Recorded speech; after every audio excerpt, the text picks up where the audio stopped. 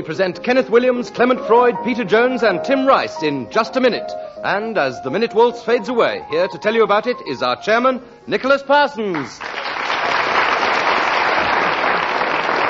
Thank you. Thank you very much. Hello and welcome to Just a Minute. And as you've just heard, we have three of our regular players of the game, Kenneth Williams, Clement Freud, and Peter Jones. And we welcome back in the guest chair someone who's played with great success before, that great wordsmith, that great lyricist, and I think a fine player of Just a Minute. It is Tim Rice.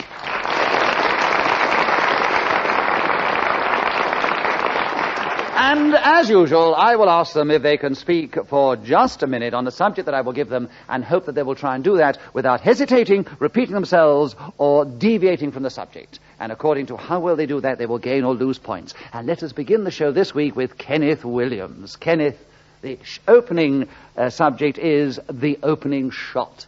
So will you tell us something about that subject in the game, starting now? The opening shot in a film is all important to the actor because its categorization must remain consistent throughout. So when it begins with the opening shot, he must carry forward throughout the entire sequence. And no coward on the set telling an actor to come on playing the part of a colonel told him to be very military in bearing, and he didn't get what he wanted.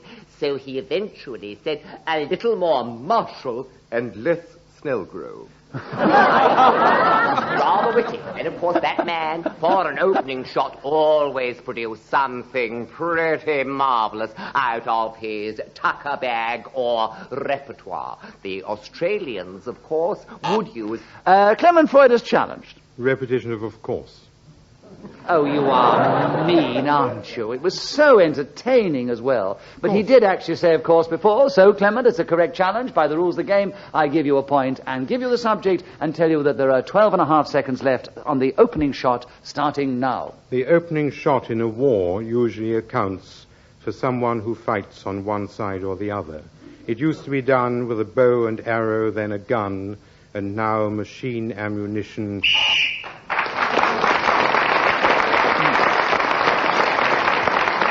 Well, at the end of 60 seconds, the ambassador blows his whistle, and that tells us that the time is up, and whoever is speaking at that moment gains an extra point. And, of course, it was Clement Freud, so at the end of that round, he's the only one to have scored. Clement, will you take the next round? The subject is getting locked in. I don't know whether you have any personal experience, but would you talk on the subject in the game, starting now? I haven't had any locked in for quite a long time. Pectin, fructose and dextrose I get a great deal of, although recently there's been an enormous shortage of sausage filling and other meats. Tim Rice is challenged. Hesitation. Absolutely. I'm not surprised after the rubbish he was giving us. Tim, you have the subject of getting locked in. There are 44.5 seconds starting now. It is a true myriad of emotions that overcomes anybody in this ghastly situation. For a start, there is nausea, then there is panic, then there is the desperate... And Clement Freud challenge. 3, then there is. Then there is.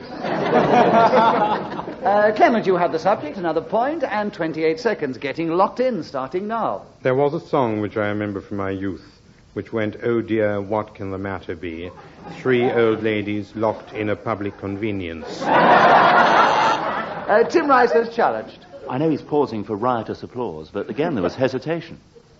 I mean, he stopped dead. No, he didn't stop dead. No, I don't think the drama had reached such proportions that you could have called it a pause. Now, I will give him the benefit of the doubt on this occasion and let him continue with 17 seconds on getting locked in, Clement, starting now. If Nicholas Parsons were not locked into this theatre, he would have got out and been replaced many years ago. But as it is, we go on and ever further upwards with the same chairman boring us away, giving amazing... Peter Jones is challenged. Well, he was deviating because he was being abusive about the chairman. Here. And I don't think he should be abusive on the air at any rate. Exactly. You know.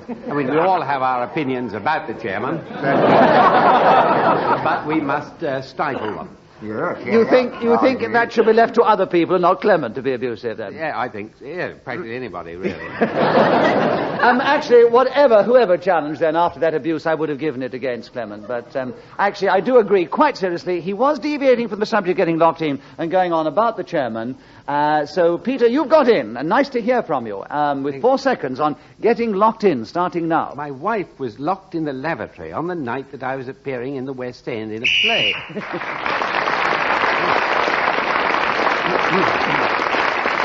4 seconds is not nearly enough. It was did she ever see the play? No, she wasn't trying to get to the play. But the decorators left the knobs off the door. You see, they're painting, and the spindle that goes through was missing. And she had to knock on the window, and a policeman eventually arrived and released her, but much too late I had to rush home. Anyway, it's rather a long story. I should really be on some other program altogether. Peter, you were speaking when the whistle went then, and so you really? got an extra point, and you're now in 3rd place, ahead of Kenneth Williams, 1 behind Tim Rice and 2 behind our leader Clement Freud, and you also begin the next round. The subject is my undoing. We've heard about your wife's, but that is actually the next subject that's come up, and there are 60 seconds as usual starting now. I'm not sure whether it means my zip fasteners, buttons, or whatever, or whether it refers to my reputation, which has not so far been undone. Tim Rice's challenge. I think there was a bit of hesitation. I think there was a lot of hesitation, actually. I think you were generous to let him go as long as he did, but the hesitation was his undoing, and that is the subject, my undoing, and there are 47 seconds for you, Tim, starting now. When I was a young lad, I was tipped to be a future Einstein, but unfortunately I heard one day a gramophone record revolving at 78 revolutions per minute by a young gentleman from Tupelo, Mississippi, called Elvis Presley, and from that moment, all thought of serious study flew out the window, out of the fenestra.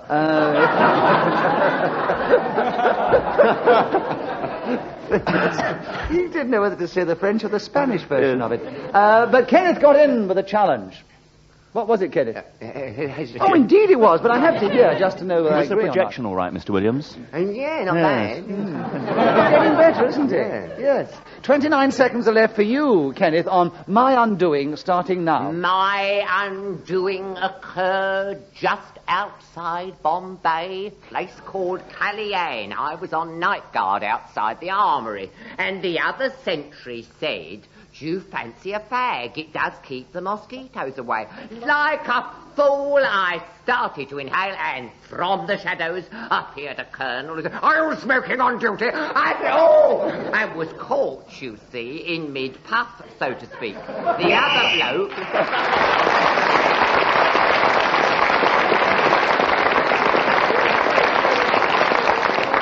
The idea of Kenneth Williams being caught in mid-puff, I must say, is something to be treasured. True, Nicholas, and the other bloke that had made me do it was his fault. I had the fag. He swallowed his. And the officer said, "You both," he said, "No, sir, no, sir," and stood there because he'd swallowed the whole thing. I mean, you can do it, apparently, if you do it quick. It doesn't actually hurt the larynx, but I had been frightened to death. I put a red hot thing into my mouth. Yeah? Johnny lucky it wasn't a pipe.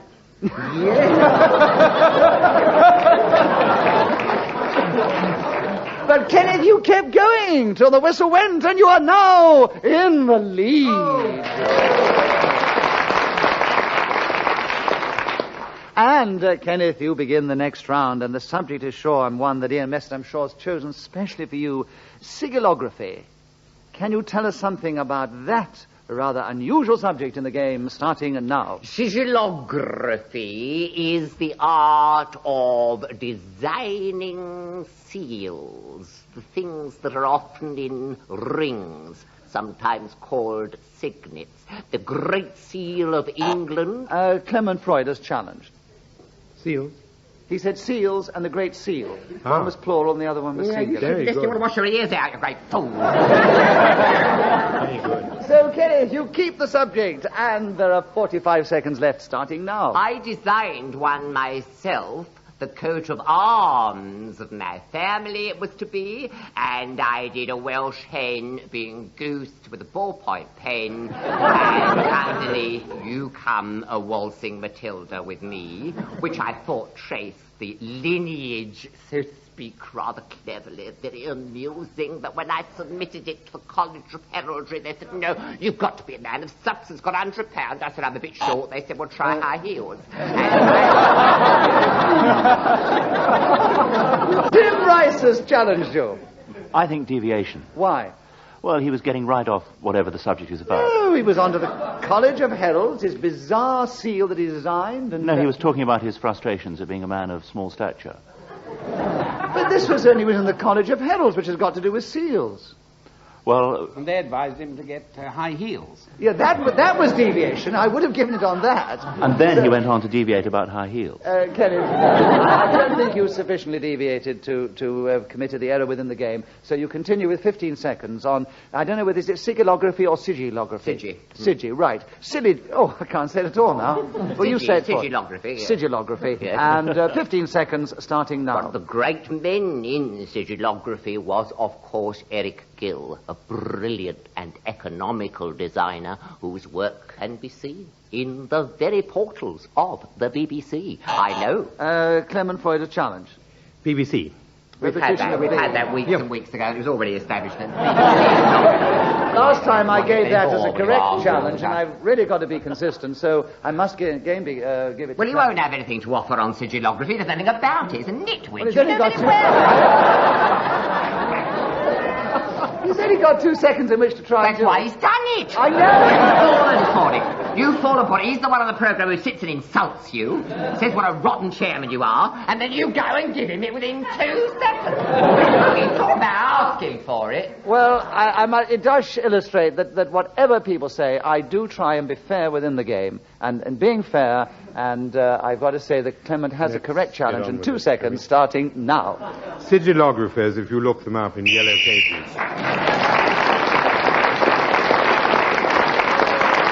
Well, in spite of Clement Freud getting an extra point as the whistle went, Kenneth Williams is still in the lead, one ahead, and Tim Rice follows Clement Freud, and Peter Jones is one behind Tim, and Clement Freud begins the next round. The subject, Clement, witticisms. Will you tell us something about those in just a minute, starting now?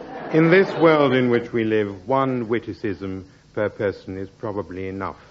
In the wallet of Kai Lung, the author... Kenneth Williams, a challenge. 2 inns in the world in which we live in the book.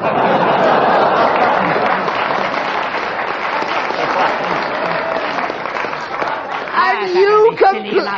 their own game, aren't you? Stupid like that. Kenneth, and you complain about miserable challenges? You started it off, mate. If you want to...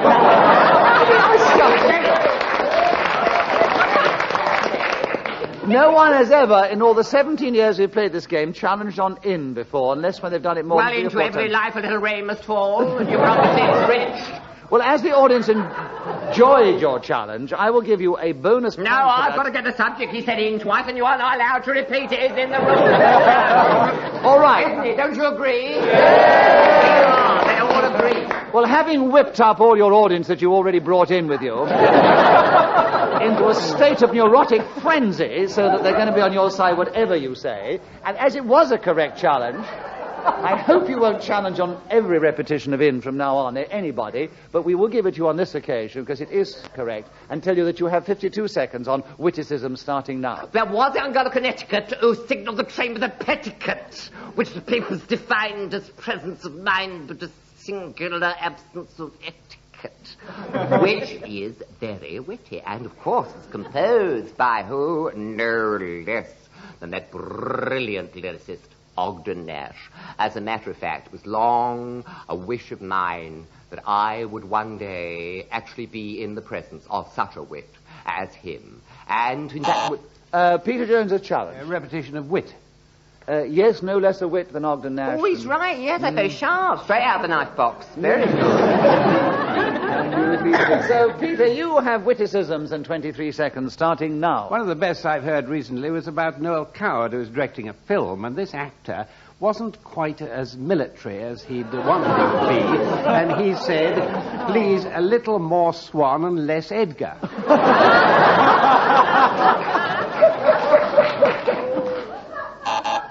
Nice challenge.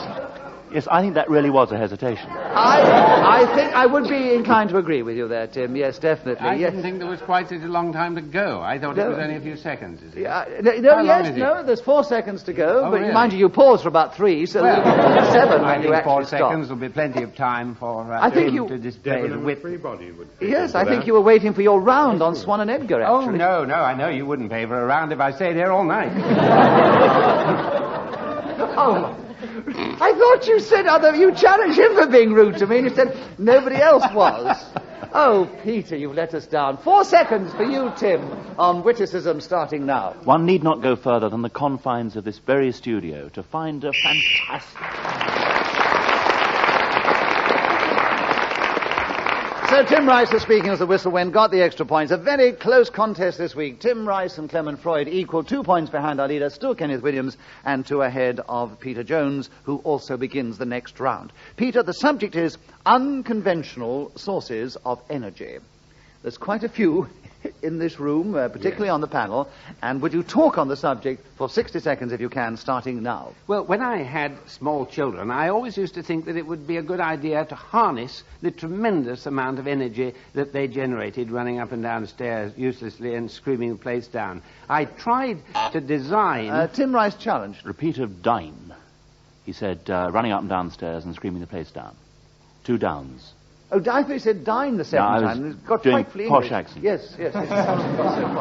So he did But say there were 2 down. down. Yes, there are 47 seconds for you now, Tim, on unconventional sources of energy, starting now. One of the most unconventional sources of energy in this country, and perhaps one of the most extraordinary we've ever seen. Peter Jones. A repetition of 1. The most. The whole sentence, one of the most, yes. Tough at the Well top. done, Peter. 41 seconds on unconventional sources of energy, starting now. I designed a very pretty treadmill with pictures of Noddy on the side and made it as pleasant as I could, played appropriate music, but I couldn't persuade these children to get onto it. Clement Freud is challenged. Repetition of children. Yes, you did say children when you were talking before. You referred to your children going up Well, and I down was talking stairs. before, yes. Quite right, yes. I'm glad you remembered that. It might easily have slipped one. You mean you're glad? Excitement of the show. You would have rather I'd forgotten it, and then you would have got the point. No, I would, yes. Yeah, but I'd have got a lot of letters in. I'm too far behind. I don't think there's any hope at all, is there? What of? Of me getting in the Yes, first 3. you're only 1 point behind the others. What? Well, you're only 2 points behind the leader, Kenneth. You've got a lot of points in that round. Really? You're doing well. Keep it up. Oh, I Keep will, I pointing. will, yes. Keep pitching, as they say. Yes, I will. Thank you very Kenneth, much. Clement, you have the subject with after a correct challenge, and 26 seconds, unconventional sources of energy, starting now. Chicken manure is one of the more unconventional sources of energy, and I believe Peter Jones has challenged. I don't think it is. It's used all over the place. They I think make gas out of it. What? Yes, I think that's a very good challenge. Yes. Thanks very much. Yes. To a farmer, it is a very conventional source Absolutely. of energy, not Run-of-the-mill unconventional stuff. at all. Well done, Pete. 21 seconds for you on the subject. Clement Freud is challenged. hesitation. I haven't said now. Another point to Peter Jones. Peter, the subject is still with you. 21 seconds, starting now. I like the idea of trying to harness the tide so that... Peter, Tim Rice is challenged. That's the second time Peter said harness. Yes, you did harness in the first time you were talking about harness. ages ago. I know he was. But I have to remember these things. You talked about trying to harness the energy of your young children. You were challenged by children with Clement, and you got on the harness yes, this we're time. still on that old subject. Yes. So Tim's got in there with 17 seconds on unconventional sources of energy, starting now. This is a subject about which I have not an awful lot to say, so I'm just going to hesitate. Kenneth Williams is challenged. Well, he don't want it. He said he's going to hesitate, so he don't want the subject. So So he's deviating from but he- discussing it. No, I was just about to launch. You he said you actually don't know was anything about it, so you're going to hesitate. That's what you said, so you don't want the subject. have obviously. not Yes, but he finished my can sentence. establish that he doesn't know much about it. No, he said, I'm going to hesitate. But I hadn't- But he hadn't actually hesitated. And I wasn't going to hesitate either. I was going to hesitate in my mind before I actually said something I didn't understand. He hasn't, strictly Unfinished speaking, Kenneth, sentence. deviated from the subject on the card, so he still has it. Tim, you continue with 13 seconds on the subject, starting now. I fully concur with the wise decision made earlier in this program that chicken manure is not really an unconventional... Peter Jones is challenged. Well, that's deviating, and it's repetition, because he's just repeating what I was saying. We don't want to hear that he thoroughly agrees with what some other speaker That has is the said. most devious challenge I've ever heard. You think that's devious? I You think can that's a protest devious on- challenge? Yes, because he's still sticking to the subject. Yes. Which Isn't is he on the just saying card. that he agrees with what the previous speaker said? It was a But he was still on the subject of unconventional sources of energy. Well, what a pathetic lack of invention. It's almost as bad as yours about that Noel Coward in the opening shot, wasn't it? No, that was a comment. There are 7 seconds for Tim Rice on the subject starting now. I would far rather discuss the extremely unconventional source of energy which can be obtained from the droppings of gerbils. And wait a minute.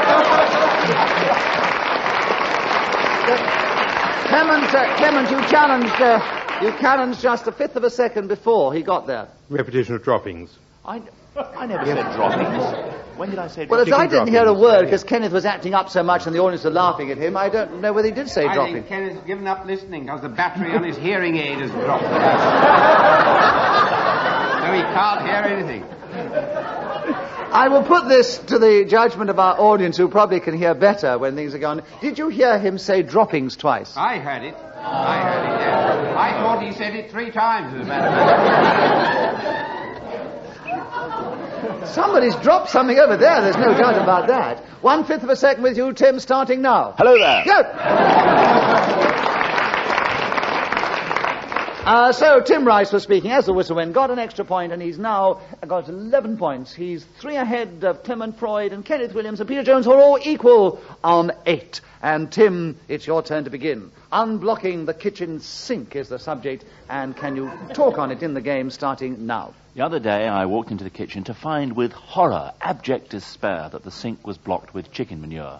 Or droppings. This is extremely hard to get out of the sink, and what you have to do is to call up that firm that advertise on the underground, which has a long plug thing with a plunger at the end, and you get this little man to come round with his van, with his... Peter Jones, a challenge. Deviation. Why? I don't believe for a minute that his sink was blocked by chicken droppings. We have a lot of chickens at home, mate. Well, I know, but you don't keep them in a kitchen. If you do, it's probably against... Very devious as well. What? Very devious to keep them in the kitchen as well. Cruelty to animals, apart from anything else. I don't believe he has chickens in the kitchen, and I don't believe that's what blocked his drain. So, Peter, you have 40 seconds on the subject, starting now. Spirits of salts can actually unblock it if it's full of fat and grease, things of that kind. On the other hand, a kind of plunger thing... Tim Rice challenged. A brace of kinds. Yes, you did say kind, Oh, another yes, kind. Yes. Let's not waste Tim, time. Get on with the next one. 30 seconds, I unblocking... freely admit I did repeat kind, and I'd like you to accept that. You have no alternative. Arguments, do we? All this magnanimous attitude, it doesn't make... You have no alternative, I'm afraid. Tim has the subject back 30 seconds, starting now. It is very important to have clean hands when you tackle this extremely complex and dangerous task. Clement Freud. It isn't. It isn't, I quite agree. My hands can be as filthy as you want before you unblock the sink. So, Clement, you have the subject and 25 seconds starting now. The only thing that is really important is to have a blocked-up sink. Otherwise, you're pretty foolish going about unblocking it. There are a number of things that you can do, one of them being to look at the yellow pages or in other telephone directories and phone someone specifically able or capable or even expert at discharging that particular job. Spirit of salt is not a bad idea, and a plunger. So Clement Freud kept going to the whistle went. He's now in second place ahead of Peter Jones and Kenneth Williams in that order, but still a little behind our leader, Tim Rice. Kenneth, will you take the next subject? It is ESP. Will you tell us something about that in the game starting now? This is part of the fashion for initials that propose any subject, you know. ESP is extrasensory. Tim challenged. I think there was hesitation there, didn't you? No. He was just doing one of his Kenneth Williams vocal Bad projection. Yes, bad projection, vocal conundrums, what was the word? Contabulations was the word I was searching for. 52 seconds are still with you, Kenneth, on ESP, starting now. And the assumption is that you can actually get messages to other people with no visible means of transmitting the aforementioned things. But of course, I have grave doubts about this. I don't think when they say thought transference occurred that it's true. I'd have to be assured that there was no code being used, you see, but other... Peter Jones, a challenge. Repetition of used. Yes, you repeat the word used before. So Peter has the subject, and 19 seconds on ESP starting now. It's quite obvious to me that there's absolutely nothing in this extrasensory perception and the ability that some people claim to have to transfer their thoughts to others. If it were, then there would be no telephones. Nobody would go on paying the British Telecom.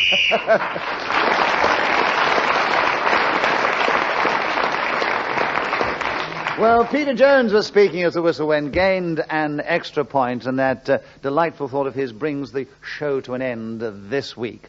Kenneth was in fourth place, alas, but only 1 point behind Clement Freud, who was only 1 point behind Peter Jones, who was only 2 points behind our winner. So you might say it was almost a draw, but not quite, and our guest came to triumph, and our winner this week, Tim Rice.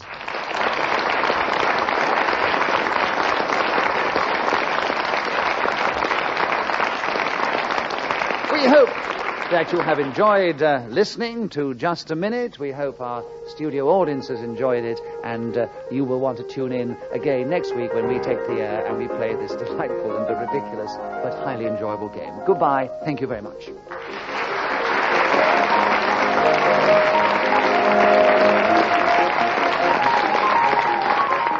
The chairman of Just a Minute was Nicholas Parsons. The programme was devised by Ian Messiter and produced by Pete Atkin.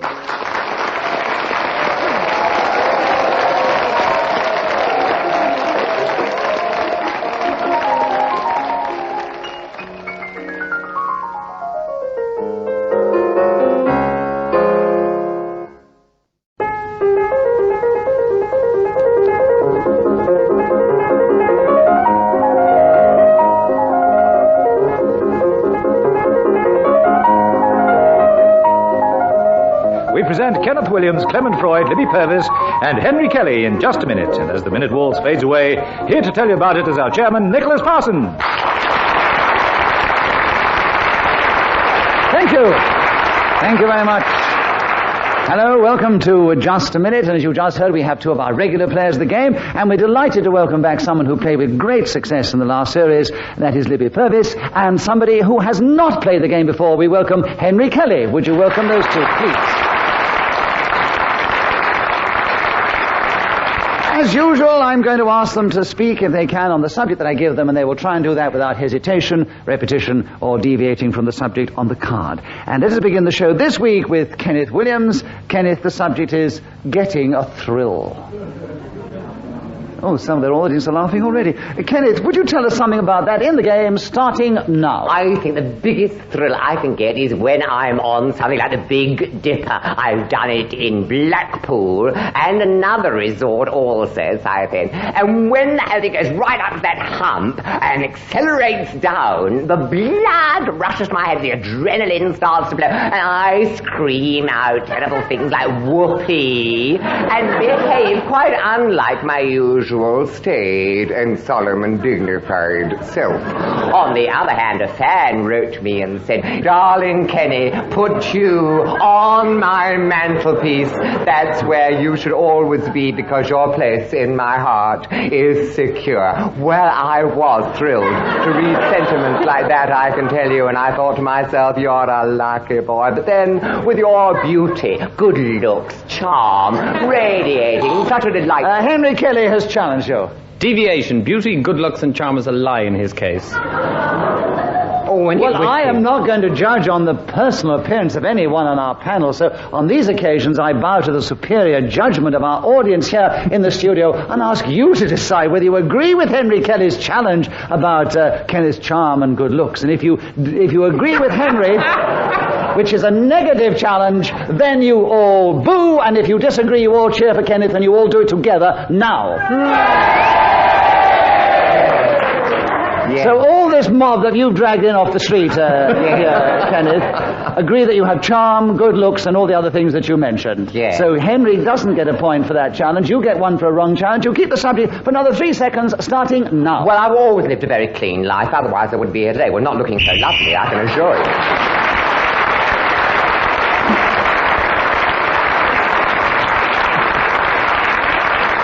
At the end of that round, Kenneth Williams got the extra point for speaking as the whistle went, and you won't be surprised, or you probably worked it out for yourselves. There's only one person who scored any points so far, Kenneth Williams.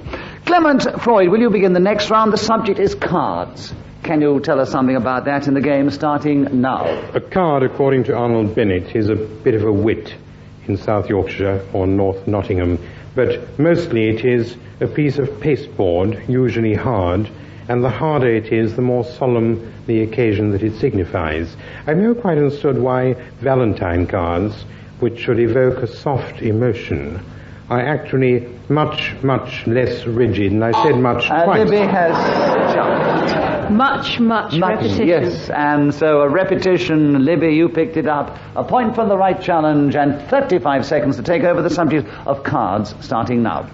The leaving of cards in a social manner was a charming habit belonging to a past age. What one did was to arrive with one's card at the house of an acquaintance and place it on the silver tray in the hall. You then pick up all the other cards from the aforesaid receptacle and pretend that all the distinguished people mentioned on these have called on you instead. This gave you a warm feeling, similar to that which is achieved when you think the minute is very nearly up, but have nothing... And you almost got there. There were 2 seconds left, but Clement Freud challenge. Deviation, nothing about cards. No, I'm afraid you deviated. The feeling that cards give me is very similar to the feeling when I think I'm going to beat Freud. No, I think, Libby, you deviate from the subject and talking about the feeling that you get when just a minute is almost up. So that's getting away from the subject of cards. So I give it to Clement with 2 seconds, starting now. A happy Christmas. And Libby challenged. Hesitation.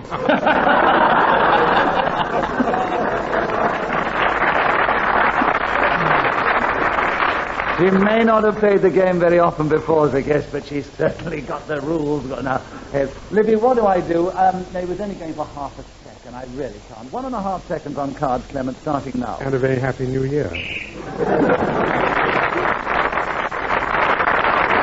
Well, the ambassador blew his whistle after 60 seconds, and on that occasion Clement Freud was speaking, so he took the extra point, and he's gone ahead of Kenneth Williams. And Henry Kelly, will you take the next round? The subject is lie detectors. Will you tell us something about that in just a minute, starting now? Lie detectors are now becoming very popular in the United States of America, where, of course... Clement Freud challenge. You'll never be able to keep it up with that. Oh, yes, I will. You must have just returned from pantomime somewhere. Right, I'll tell you what we'll do. We will give Clement a bonus point for a good challenge for which it entertained us, but it got nothing to do with the game. So we leave the subject with Henry of lie detectors, 51 seconds, and of course he gets a point for being interrupted. 51 seconds, starting now. America, where they are becoming very popular, because, of course, there are a lot of... Libby Purves challenge. They're not popular. Everybody hates them. They're always demonstrating against They might be popular with the police, you see. I like them. The police are not the people. No, they can be popular with some people, depending on their profession, Libby, so I have to give the benefit of the doubt to Henry. Leave it with him. 52.5 seconds left. With you, Henry, another point as well, starting now. Where despite many attacks on their popularity, they are growing in popularity. Freud challenge. Repetition? I think you could call that repetition, yes. Yes, it was a sort of a legal decision for me to make, but Clement, you have the subject of lie detectors, and there are 48 seconds starting now. 3 years ago, a colour magazine decided to do a test between politicians, jockeys, and I can't remember what the other profession was, to see which told most lies. And it was an extraordinary thing because we assembled in Gray's Inn Road, and each of us tried very hard to show how good we were at not being able to tell lies, so the test was a total failure. I won. I can't... Henry challenged. He's hesitating since he opened his mouth. No, That he was only just the most hesitated then blatant one. once. He only hesitated once then when you challenged. Well, that'll do. I know. So you have the subject back, Henry. With 23 seconds on lie detectors starting now. These machines, of course, do not attest to the veracity of... Clement Freud challenged. Deviation. Why? He's not keeping it up. That is too subtle for words. I'm not going to give you any more bonus points, but Henry gets another point for being interrupted and not an incorrect challenge. 19 seconds. Still with you, Henry, making points all the time. Lie detector starting now. Of statements made by people, but tell you how people actually are prone in their beds. Libby Purves. Repetition of people. Yes, you had too many people. 15 seconds are left with you. Lie detectors starting now. I would I know that she's a guest and she hasn't played it very often before, so I'm not going to... Marvellous. You can get away with that. So, Libby, 14 seconds, but keep it moving. Lie detectors starting now. I would dearly love to take a lie detector test because people would be paying such very close attention to what I said and recording it on a graph, on a rolling piece of paper in front of me. This would make me feel incredibly important.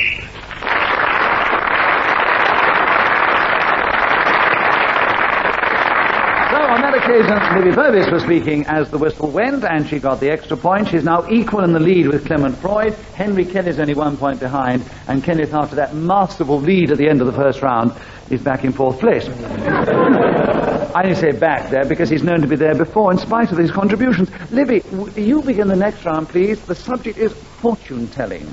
Can you tell us something about that in just a minute, starting now? Fortunes may be told in many ways, by pulling the leaves off daisies, by looking at the similar organisms which are found in tea, by examining people's hands or indeed the soles of their feet. All of these methods of fortune-telling are extremely dangerous and should not be indulged in by amateurs. Many years ago, children, I was told that I would have 15 offspring. This was deduced by a school friend looking at the size of my hands. I now have 1 4/9 offspring, and I have to tell you that the fear... Kenneth and Charles. Well, I'm afraid there were 2 offspring, you see. Yeah.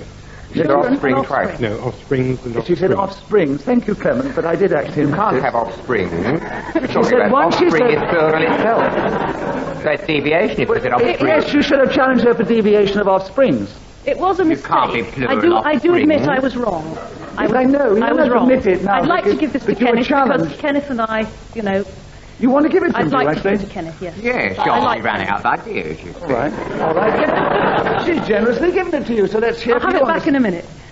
Let's hear from you on the subject of fortune-telling with 26 seconds left, starting now. Well, I've had the most incredible experiences in this direction. I went to Petrulengo, you know, on the pier there at Brighton.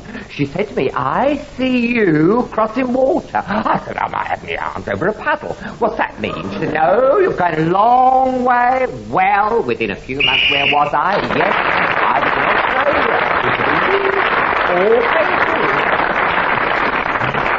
So it's a very even contest this week, and Kenneth Williams has gone back into the lead alongside Clement Freud and Libby Purves, with Henry Kelly only 1 point behind, and Kenneth back with you to begin. The subject, Nymphenburg Palace, near Munich. Can you tell us something about that in the game, starting now? Well, not an architectural expert, I can say that it's a fine example of Rococo building, beautifully wedding cake-ish, I think one could say, with this incredible collection of china. Meissen can be found there, and some typing blue glazed urns which have inspired many, including Picasso, which gave him his blue period, and... Clement Freud challenged.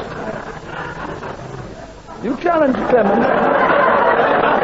You pressed your buzzer anyway. Repetition of blue. Yes, repetition of blue. Yes, but we have to know whether you've spotted it or were you just sort of having me on.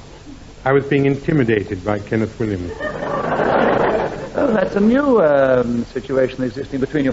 Right, so, Clement, you take over the subject of Nymphenburg Palace, near Munich. 31 seconds, starting now. What is probably best known about Nymphenburg Palace is that it is near Munich, in Bavaria, in the Federal Republic of West Germany.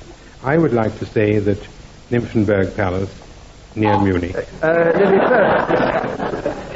Hesitation and a repetition simultaneously. Well done. Right. So, 18 seconds for you on Nymphenburg Palace near Munich, Libby, starting now. Nymphenburg Palace football team. What a wonderful... Deviation, it doesn't exist. How do you know? How do you know? I do know. I've been there. You never And just the same as Blenheim Palace or Buckingham Palace, no football teams are allowed to be associated with the place.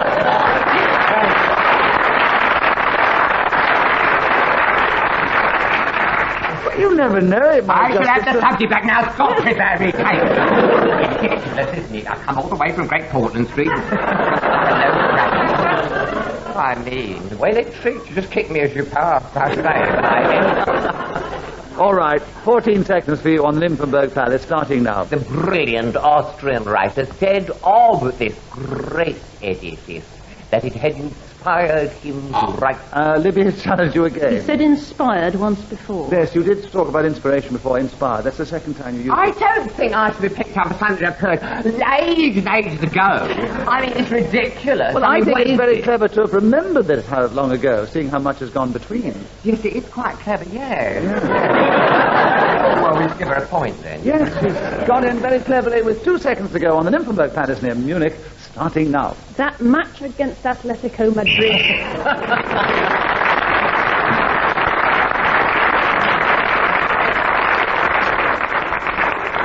The first time Libby Purves came as a guest on Just a Minute, the first remarks on the show were, "I've come here to win." And she didn't say it this time, but she's fulfilling the earlier promise. She's now in the lead, ahead of Kenneth Williams, who's in second place now, ahead of Clement Freud and Henry Kelly in that order. Clement, your turn to begin. The subject is A Book I Should Have Read. Starting now. A book I should have read was Gibbon's Decline and Fall of the Roman Empire. And each time I go to Italy and have waiters fill pasta, tagliatelle and ravioli over my Chelsea boot, I say to myself, I should have read that book. Yes, he was trying to think of another way of saying that. Yeah, I know. Kenneth, you've got in and you have 42 seconds now on A Book I Should Have Read, starting now. Well, a book I should have read, undoubtedly, is The Life of William the Silent, which was written by Motley, because while the Wedgwood volume excited me and made me want to learn more, I was assured by an erudite and learned man, as a matter of fact, he was at King's College, and told me this was the finest work on that incredible monarch that was ever written. He said to me, the last sentence is quite remarkable. While he lived, he was the guiding star of the whole.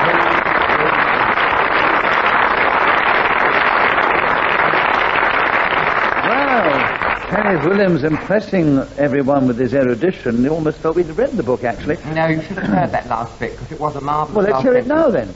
Yes, it was a wonderful last sentence. While he lived, he was the guiding star of a whole brave nation, and when he died, the little children cried in the street. That's wonderful, isn't it? Really wonderful. Really marvellous. It's not a dry... They're all writing it down. They're going Can we hear some more about the Nymphenburg Palace near Munich?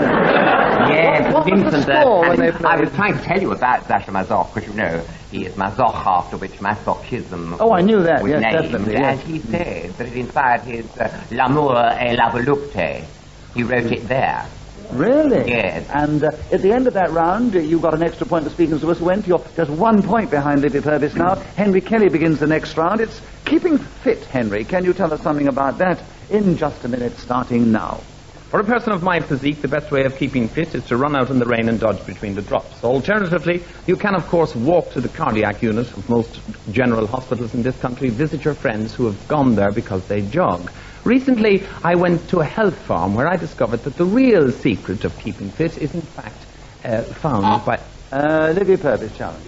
It was interesting, but there was a hesitation. I know. I agree. Clement said the pace you go, you see, and you should take a leaf out of Kenneth's book there. Well, I haven't long to live, you see. So at that pace, then anybody else had gone, wouldn't have probably been hesitation. But you did and so the has got Libby in with a point and the subject keeping fit. 40 seconds starting now. The best way... Clement Freud is hesitation. Definitely hesitation. I quite agree with you, Clement. It's the way I breathe. I don't know, she's got speech impediment or something. Nothing wrong with her, you can tell. Well, Stop intruding into private grief. I didn't allow it the last time when you didn't get going on the now, and this time it was 1.5 seconds. So yes, not good enough. Quite right, Nicholas. You're quite right, you know. You've got to put your foot down. I've now given the benefit of the doubt. I always have to say this, because if I'm not fair to them all, we have such scenes afterwards, I can't tell you. Right, Clement, you did go for 1.5 seconds without speaking. That means there are 38.5 for you on keeping fit, starting now. I've never quite understood the attraction of keeping fit, but whenever I watch television, somebody in the morning seems to be shouting at me, saying in, out, up, down, upwards, downwards, inwards, outwards, all that sort of stuff. And fat and unappetizing ladies and gentlemen cavort themselves around my 17-inch screen, showing what I would very much not like to do, which is to be svelte and slim and have bad breath and web feet and tennis elbow and, for all I know, unhappy hirsute. Libby's challenge. He did hesitate after unhappy. Oh, yes, I agree. He was running to a... I had a pause between two words. You were running out of steam completely, No. and you had, by that I interpreted hesitation. So, Libby, you have keeping fit in 5 seconds, starting now. The best way of keeping fit is to live on a 4th floor flat with no lift whatsoever.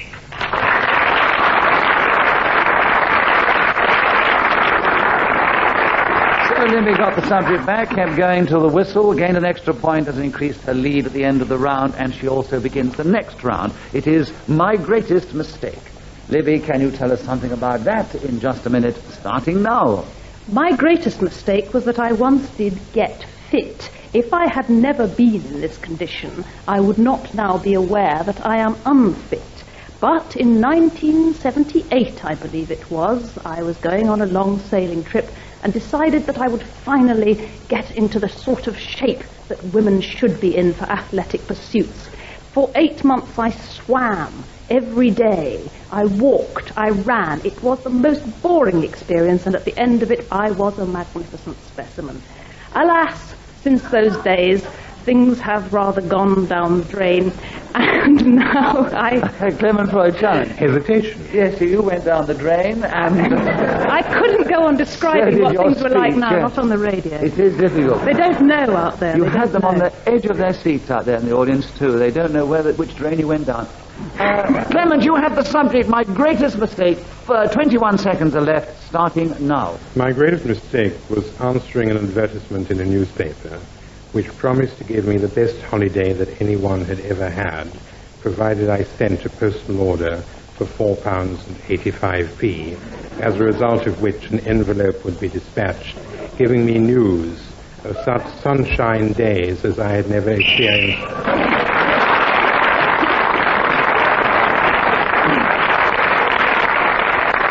Clement got more points then, including that one as the whistle went. He's creeping up on Libby Purves again, which is a very embarrassing thing to do, but I'm speaking metaphorically, of course.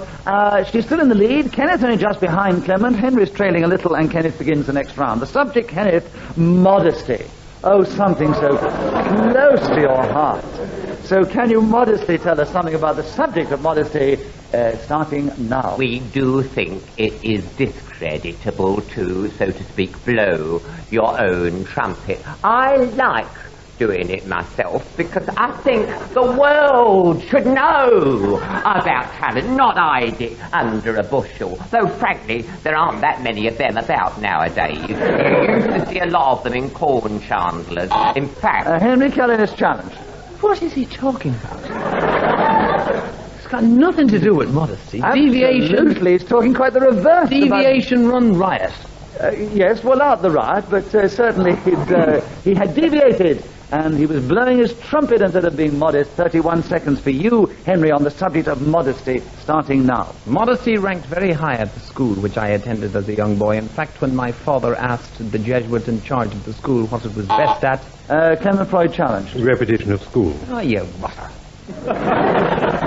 Yes, but as it's going to be the last round, and it won't make any difference to whether you win or not, Clement. Yeah. We haven't heard very much from Henry for a while. Let's leave the subject with him for another go, and there are 23 seconds left, starting now. And he's...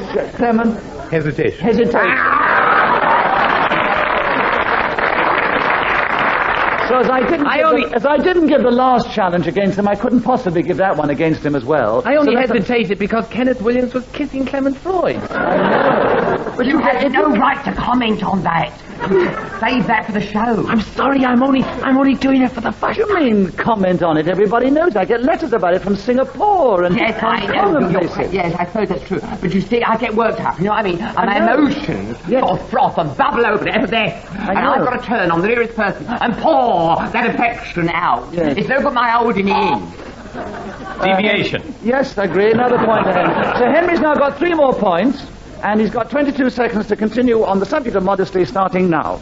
As I was saying when I was so strangely interrupted. Libby Purves is challenged. Repetition if he's going to say the same thing again. No, but that is not. He has to repeat the words. So that's another point to Henry Kelly. In the final round, he's creeping up on the others. Right, Henry, 19 seconds. Modesty, starting now. The Jesuit replied to my father in reply to his question. Oh, God, come on, be quicker.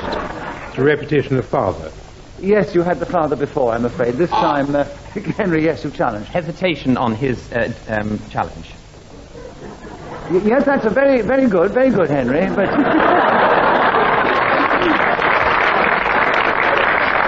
I'm glad you let the audience know you're on the ball and still with us, and done very well. You got about 8 points in that round, but no, not quite that. Clement, you have 16 seconds on modesty, starting now. I'm actually very sadly equipped to speak on the subject of modesty, being only a poor and untalented... Libby Purves is challenged. I think he hesitated after poor, because he isn't, is he? No, I wouldn't agree with anything he said, but... He was modest. Was it modest? Fool. I think that's a horrible thing to say to Nicholas. I know, but I'm used to it now. I do crumble a bit under the stress and the... He did hesitate after poor, though, didn't he? No, I don't think I'm so. only a poor... No. Oh dear, you give me a very difficult decision because it's the last round, and if I give it to Clement, he wins, and if I give it to you, you win, and so... How about giving it to me and see if I win?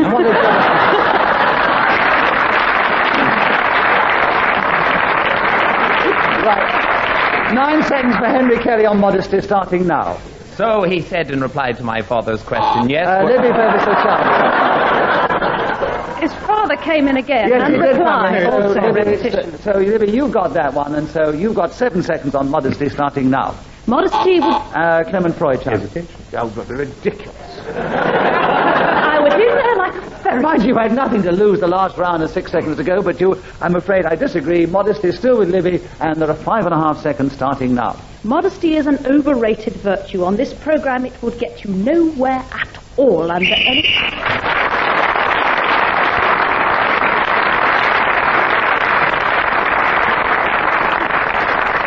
Well, Libby's apt words on Just a Minute brought this Just a Minute to a close, and I will now give you the final score.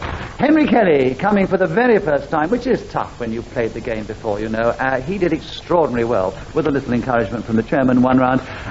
He did finish in 4th place, only 1 point behind our regular over there, Kenneth Williams, who was 3 points behind Clement Freud, but then that last flourish with her modest remarks brought her into the lead again, and to win this week, Libby Purves.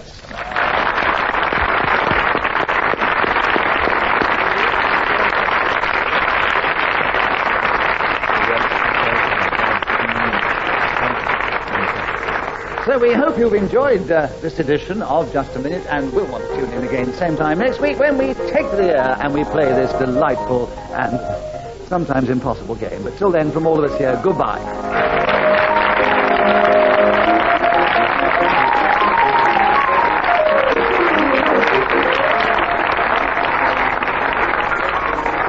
chairman of Just a Minute was Nicholas Parsons. The program was devised by Ian Messiter and produced by Pete Atkin.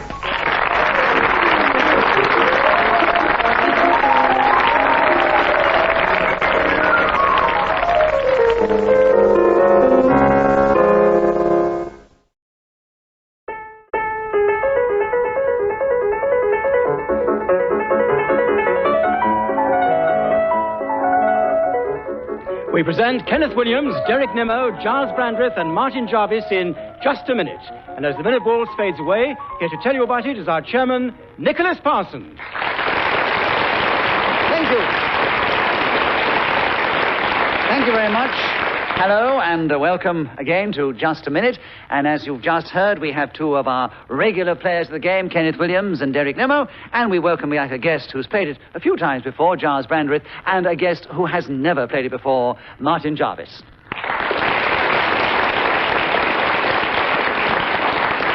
And once again, I'm going to ask our four panelists to try and speak on the subject that I give them, and to try and do it without hesitation, repetition, or deviating from the subject. And we begin the show this week with Kenneth Williams. And Kenneth, the subject is a hoax. Can you tell us something about that in the game, starting now? A hoax is a trick that's played upon people whereby they're told something is true, which turns out to be completely inaccurate or indeed a lie.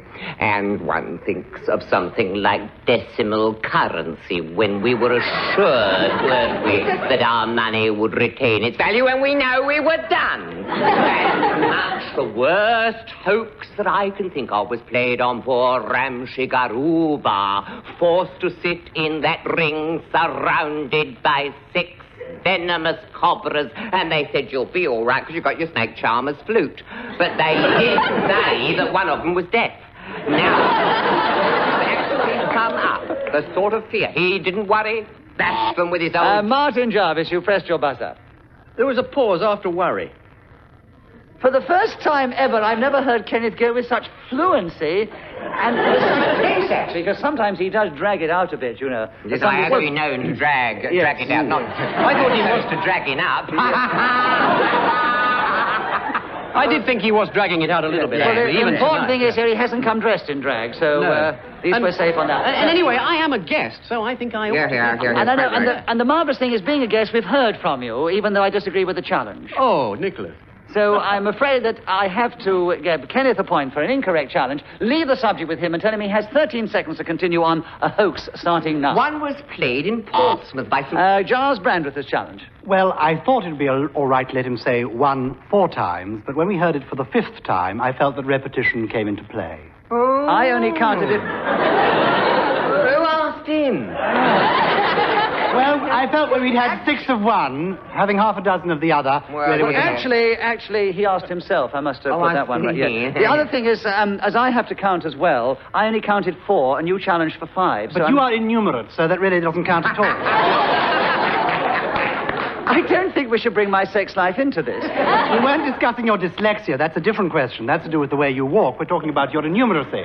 Yes, and I'm giving you plenty of... Martin, why you pressed your buzzer? Is this really Just a Minute? Have I come to the wrong game? Well, it does go on like this a bit, and I had to make a decision on whether Kenneth said 1 5 times, and I worked it out, then he said it 4 times. So, it was strictly speaking, and as you're not a guest for the first time, I have to give Kenneth the benefit of the doubt and say it was not 5 times he spoke. 1, therefore incorrect. 10 seconds still with Kenneth. A hoax starting now. A hoax was played on me. Derek Nimmo's challenged. Oh, played. No. Played or played? Played. A hoax was played. He used the expression twice. Actually, he's used it 3 times. I've counted it right. I'll have it for the next 10 seconds. Right at the beginning, he said about a hoax being played. You're quite right, Derek. Well listened. 9 seconds are left for you to take over the subject of a hoax starting now. One of my favourite hoaxes was played by Baron de Rothschild of Wasden Manor. He invited 12 people for dinner. When they went in to dine, sitting around the table were 12 monkeys.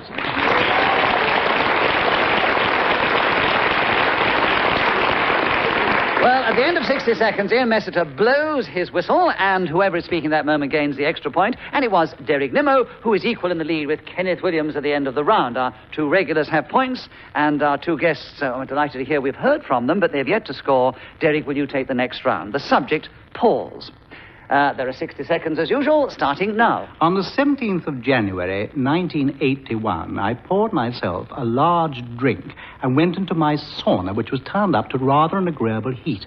The object of this was to open my pores and let out all the nasty oils and things that were contained in my skin. I then went into a cold shower, and the pores closed up. I poured myself another glass and went outside. There was a cold... Giles Brandreth, challenge. We've had poured more than once, and indeed the glass with the drinking. Poured. Yes. Repetition, I'm afraid, there. It's not pause is the word on the card which you can repeat, but you poured a drink, you see. So that's a correct challenge. Giles, a point to you, and there are 37 seconds. Pause, starting now.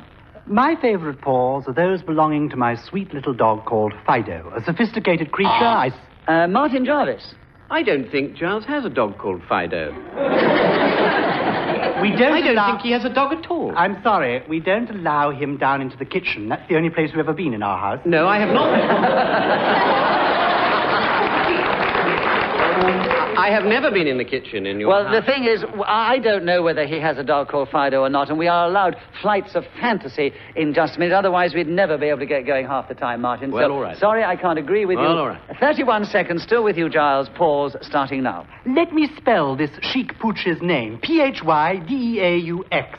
A most remarkable animal with really elegant paws at the end of his tootsies.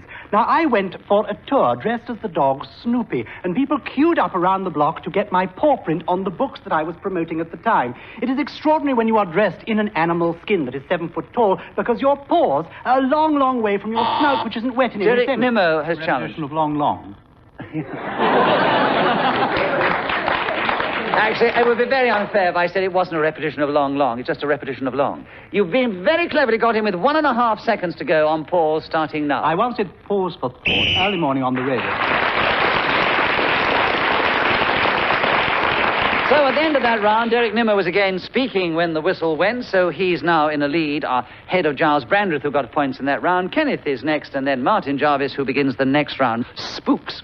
Will you tell us something about those in the game, starting now? People in Scotland might consider spooks to be metal wires in the middle of bicycle wheels, but in fact, spooks are ghosts or things that go bump in the night or ghouls. I myself have encountered 2 spooks in my life. The first spook that I met was at the Theatre Royal Brighton, after a production of The Heiress on the first night. And I was in my dressing room, and I was washing my face, and I felt a strange tap on my shoulder. I turned round, and there was nothing there. I rushed down the corridor. I had a word with the man who was at the, which is...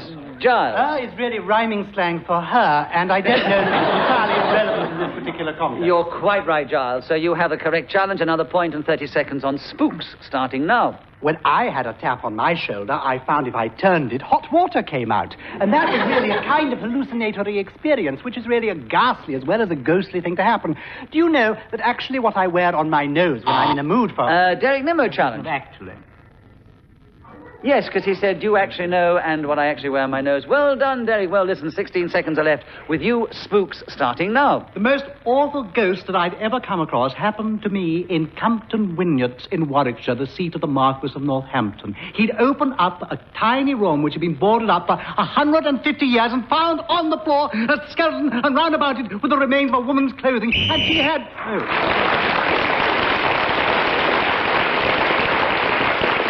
So Derek Nimmo kept going with his spooks and his name-dropping until the whistle went, and has gone back into the lead alongside Giles Brandreth. Kenneth Williams follows, and he also takes the next round. Kenneth, the Bermuda Triangle. Will you tell us something about that in the game, starting now? This is a section delineated on the map by 70 degrees longitude and the same amount latitude. You follow me? And it's an area into which craft, be they ships or aeroplanes, have been alleged to totally disappear. And nothing has been heard of the crew or passengers aboard. And consequently, it has gone into the annals of fable and referred to by mariners, afeard.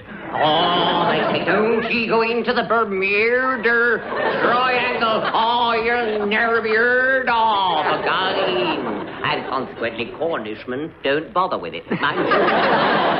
awful long way from that county, so it's just as well that they don't. I don't go myself. Giles Brandreth, listen well. Three don'ts in a very short space of time. Yes, there were. You did say don't 3 times very rapidly. Giles, another point. And you've got in cleverly with 5 seconds to go on the Bermuda Triangle, starting now.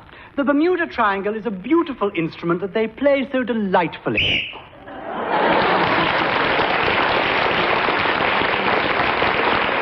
So Giles has gone back into the lead. Derek Nimmo, your turn to begin. The subject, Sri Lanka. Will you tell us something about that in just a minute, starting now? Going up country to Kandy through tea plantations and those of rubber similarly planted.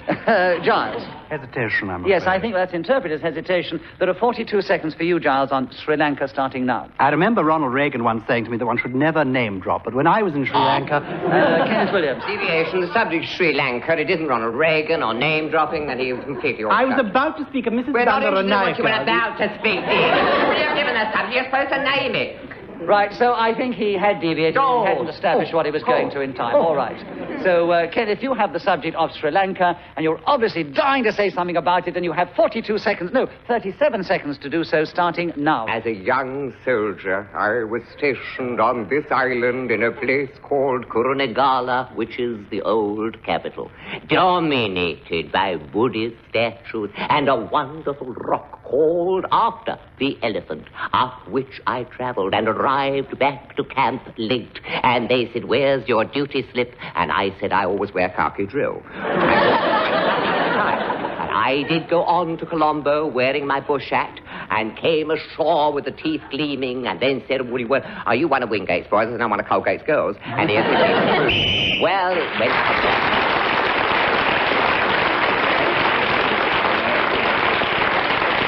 Now you know why he wanted the subject of Sri Lanka, because he really did have something to tell us about it. And Kenneth, you kept going to the end without being interrupted. You gained a point for speaking, and you're still in 3rd place. But only 1 point behind Derek Nimmo, and only 4 points behind our leader, Giles Brandreth, but a few ahead of Martin Jarvis.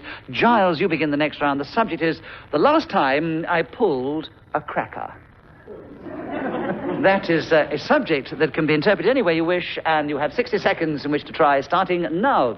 The last time I pulled a cracker was in 1968. Her name was Brenda, and she had a pair of enormous twin brothers called Barry and Bruce. Martin. Repetition, twin brothers.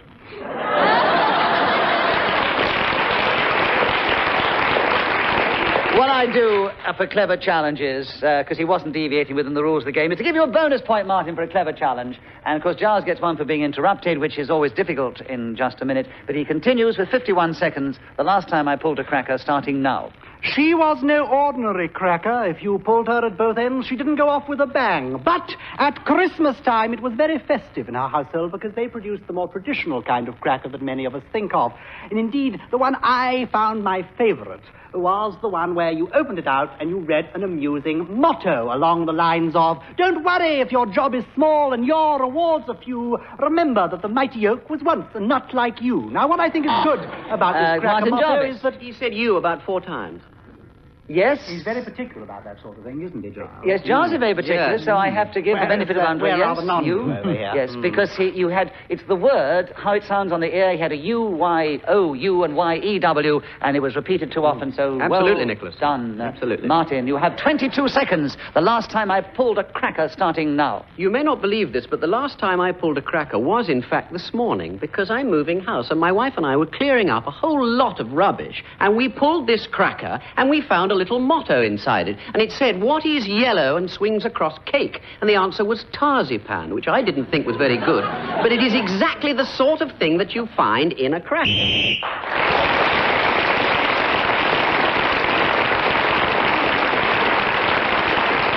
Martin Jarvis was then speaking as the whistle went and gained the extra point, and he's now creeping up on Kenneth Williams as ahead of him and the others who are a little further ahead. Martin, it's your turn to begin. The subject is how to make friends with a centipede. What a ridiculous subject that Ian Messrs. thought of. Can you try and talk on that one for 60 seconds starting now? The best way to try and make friends with a centipede is to say, "Hello, Cedric, what marvellous legs you've got." I would then suggest that he met my brother-in-law, who is the manager of a shoe shop, because I think it would be an excellent thing for my friend, the centipede, to go to my brother-in-law and see if he could get some shoes off him at a cheap rate. The other way of making friends with a centipede would be to say, "What a lovely pair of walkers you have," because if you want to really get to know a centipede, you've got to be nice to a centipede. The other way of trying to get on good terms with this centipede would be probably Brandreth has challenged. I beg your pardon? Gyles has challenged you. Well, I thought he was indicating that he was wanting to hesitate. I think he went even further. I think he did, actually. Well, I was trying to say discreetly. I beg your pardon? And also we had a couple of repetitions earlier of shoes. No, yes, shoes. But it's the first time, your first challenge is the one. But no, I agree, he did actually hesitate. So you have 24 seconds, Gyles, on how to make friends with a centipede, starting now. The best way to make friends with a centipede is to introduce it to Nicholas Parsons, because he is innumerate and therefore won't upset you by reminding you, if you're a centipede, that you don't have actually 100 legs, but only 37, which is a curious fact about these little creatures that is not generally known in the same way that millipedes... Derek Nimmo challenged. They've generally got 38. You haven't met my friend Long John Centipede. I think I will put this one to the audience, because I'm sure they will obviously know how many legs a centipede has. So if you think a centipede has 38 legs, you cheer for Derek Nimmo. And if you think he's only got 37 legs, you boo for Gyles, and you all do it together now. You're all used to centipedes with a false leg. So, Gyles, the audience were on your side. The nation has spoken. It's yes, rather gratifying, and you have isn't it? 6.5 seconds on the subject starting now. How to make friends with a centipede is to tell them jokes. For example, what does the Queen do when she burps? She issues a royal pardon. Now, this is the gag.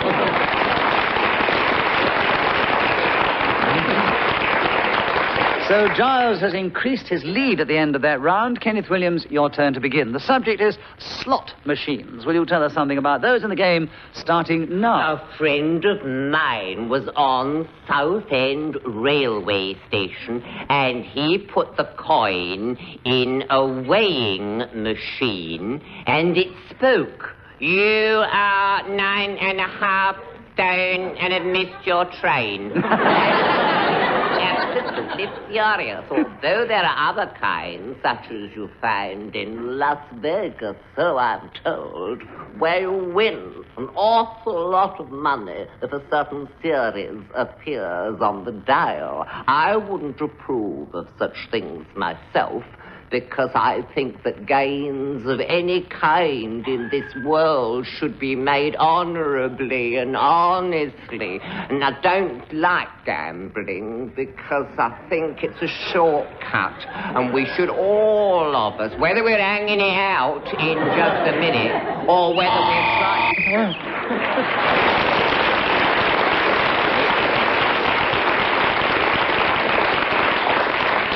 Talking about hanging it out. You've never hung it out for so long. Every word became 4 syllables when there were only 2 sometimes.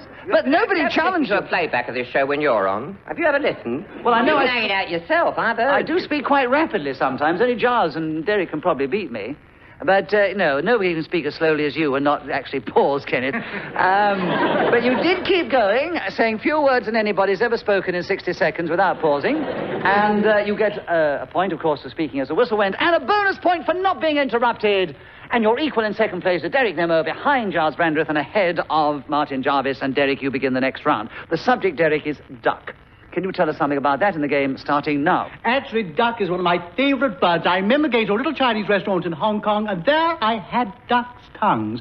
12 of them on the plate, and when I put them into my mouth, it was like having a French kiss in triplicate. It was the most extraordinary sensation I've ever had. Martin Jarvis has challenged. Repetition in triplicate. Oh, I gave you a bonus point for the twins. You want another one for the triplicate? Yes, please. All right, he's trailing a little. Give him the bonus point. Thank you very much. The point to Derek because he was interrupted and stops the flow, and he continues with the subject of duck on 46 seconds, starting now. Actually, Giles Brandreth once allowed me into his kitchen to have a little duck with Fifi, who was sharing it with me, on the floor. We pulled a cracker together and then consumed the duck. And I must say, his canine... I thought it was Fido, not Fifi. Yes, actually. Why goes the dog? No, Fifi isn't the wife. But also... He had a little duck with Fifi on the floor. Exactly, and of course, that is a repetition of Fee, wasn't it, as well, Martin? I didn't even bother to mention that because I thought it was so obvious. Yes, I know, and I'm glad you didn't, because it would have been... But still, you have a point, and you have 35 seconds on duck starting now. One of the most shaming things of all in cricket is to score a duck. I have scored a duck many times, particularly when I played for the Old Whitgiftians. I used to go in there with such good ideas about scoring 100. Jarvis challenge. Well, we had scored twice earlier on. Yes, and yes. If it had been getting vastly amusing, one would have allowed it to go on, but... Oh, you are condescending. Well, only because cricketing stories are not my métier, not my bag. No, and you don't want too many people to score in just a minute, in any sense of the word. I want to talk about ducks, that's why. You're going to talk about ducks, and you have 24 seconds in which to do so, starting now. What is the best thing to put into duck pâté? Your teeth, of course. Now, I happen to be an expert at cooking with these little feathered friends. The most difficult part, of course, is plucking them, because once you have caught hold of them and wrung their necks... Martin Jarvis. He keeps saying of them. Yes, you did say of them. I concede that. Yes. And also, if I may say so, I didn't think it was very amusing either. You're dead right. Yeah, you're quite right, yes, and he wanted the subject so badly, didn't he? So he really, he slipped up there. There are 7 seconds for you, Martin, having got the subject back of duck starting now. I find the best way to carve duck is with a pair of poultry shears. What you do is open them very wide and put them right over the top of the duck.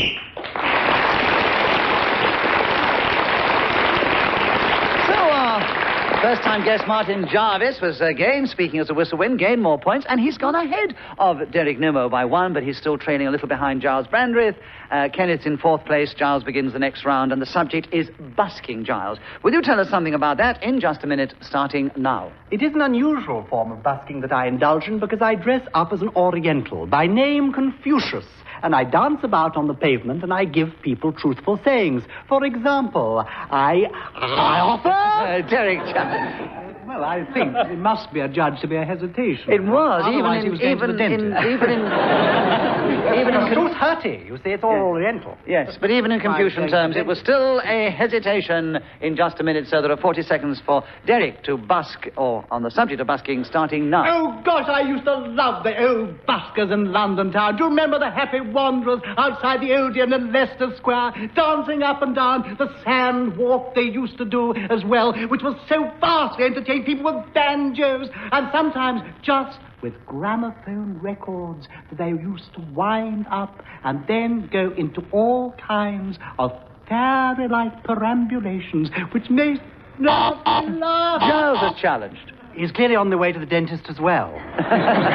Why the dentist? Oh, well, because that was an allusion back to what we'd said before, you see. Derek, Is this a new rule? We're not allowed to go to the dentist. No, I just want to know why... hesitating. I know what you said, hesitating, but you didn't say it. You were talking about the dentist. You were being far too clever. Clearly for you I was, and half but our I audience. think the listeners will understand. Yes. So, Derek, I disagree with the challenge. You keep the subject. There are 13 seconds on busking starting now. Tragedy. Martin Jarvis challenged. That was another excellent demonstration of dentistry. I disagree. I don't know what all this dentist is about. He was opening his mouth, but nothing was coming out. You should have your teeth examined. I'll take them out and pass them to if you really want. No. I honestly, these subtle illusions defeat me. There are 11 seconds for you on busking, Derek, starting now. I found once a fellow telling duck jokes in the street. He said, what's the difference between a duck? Both of the legs are... Martin Jarvis. Duck. Twice, I think. Duck, jokes, and what's the difference between duck? 2 ducks. There were 2 ducks. Yes. So, Martin, you have 4.5 seconds. Duck is allowed, because isn't duck the word? No, busking is the word.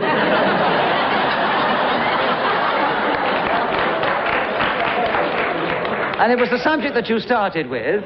You're great, now. And as you're always on the ball and your brain is far more alive than the rest I'm afraid the Valium's beginning to wear off.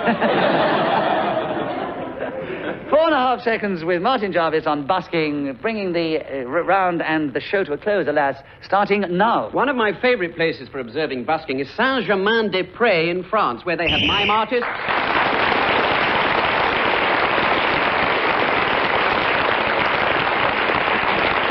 Well, as I said a moment ago, the show is coming to an end, and that last whistle tells us we have no more time, and let me give you the final score. Well, in just a minute, the scores aren't important. It is the contribution they make, and as usual, Kenneth gave more than adequate. But he finished in fourth place once again. Our other regular, Derek Nimmo, gave his usual tremendous value, and surprisingly finished in third place, behind our first-time guest, Martin Jarvis, who was only 3 points behind our winner this week. No, I'm sorry, I can't do... I'm enumerate. I'm sorry. It is 5 points behind this week's winner, Gyles Brandreth.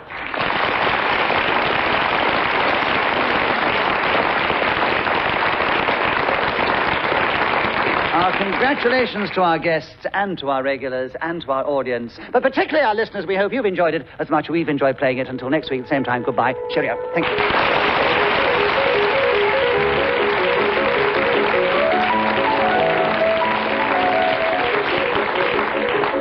The chairman of Just a Minute was Nicholas Parsons. The programme was devised by Ian Messiter and produced by Pete Atkin.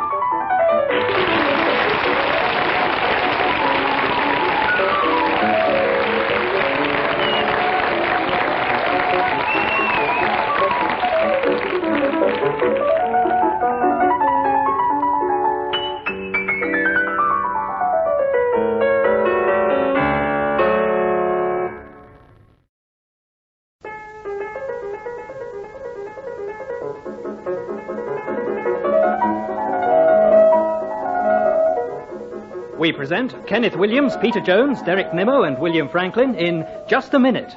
And as the minute waltz fades away, here to tell you about it is our chairman, Nicholas Parsons.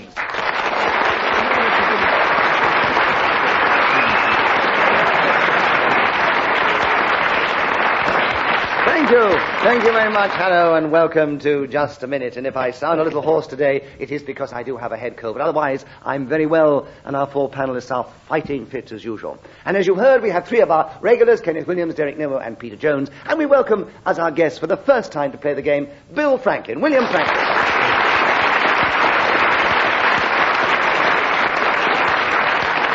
And as usual, I will ask them to speak if they can on the subject that I give them. They will try and do that without hesitation, repetition, or deviating from the subject. And let us begin this show with Kenneth Williams. Kenneth, the subject is My Gambit. Would you tell us something about that in just a minute, starting now? Rui de Lopez was a Spaniard who used this as an opening in chess. It derives from the Italian, in fact, in means to trip up. That is the derivation of the word, and consequently, if you have as a conversational gambit to somebody who's there, they say whatever it is, they are supposed to reply, and then you say, Sarah. And Derek Nimmo has challenged Repetition of say. Yes, you did repeat the word say. Did I do that? Yes. How extraordinary. And William it's quite unlike me. And you very nearly woke me up, too. Yeah, well, there you are. And that was William Franklin. Bill, nice to hear from you. Derek, I agree with the challenge, so you get a point for that. Can you take over the subject of My Gambit, starting now? Of course, a frightfully good opening gambit for this game is to suck up to the chairman and pretend that he's an awfully jolly, rather distinguished, intelligent fellow. So if I was asked to talk about my... Peter Jones has challenged. Deviation. Why? Well, I think you are an intelligent fellow. I don't think there's any need to pretend. So you're sucking up to me as well? Well, in my own particular way, you know.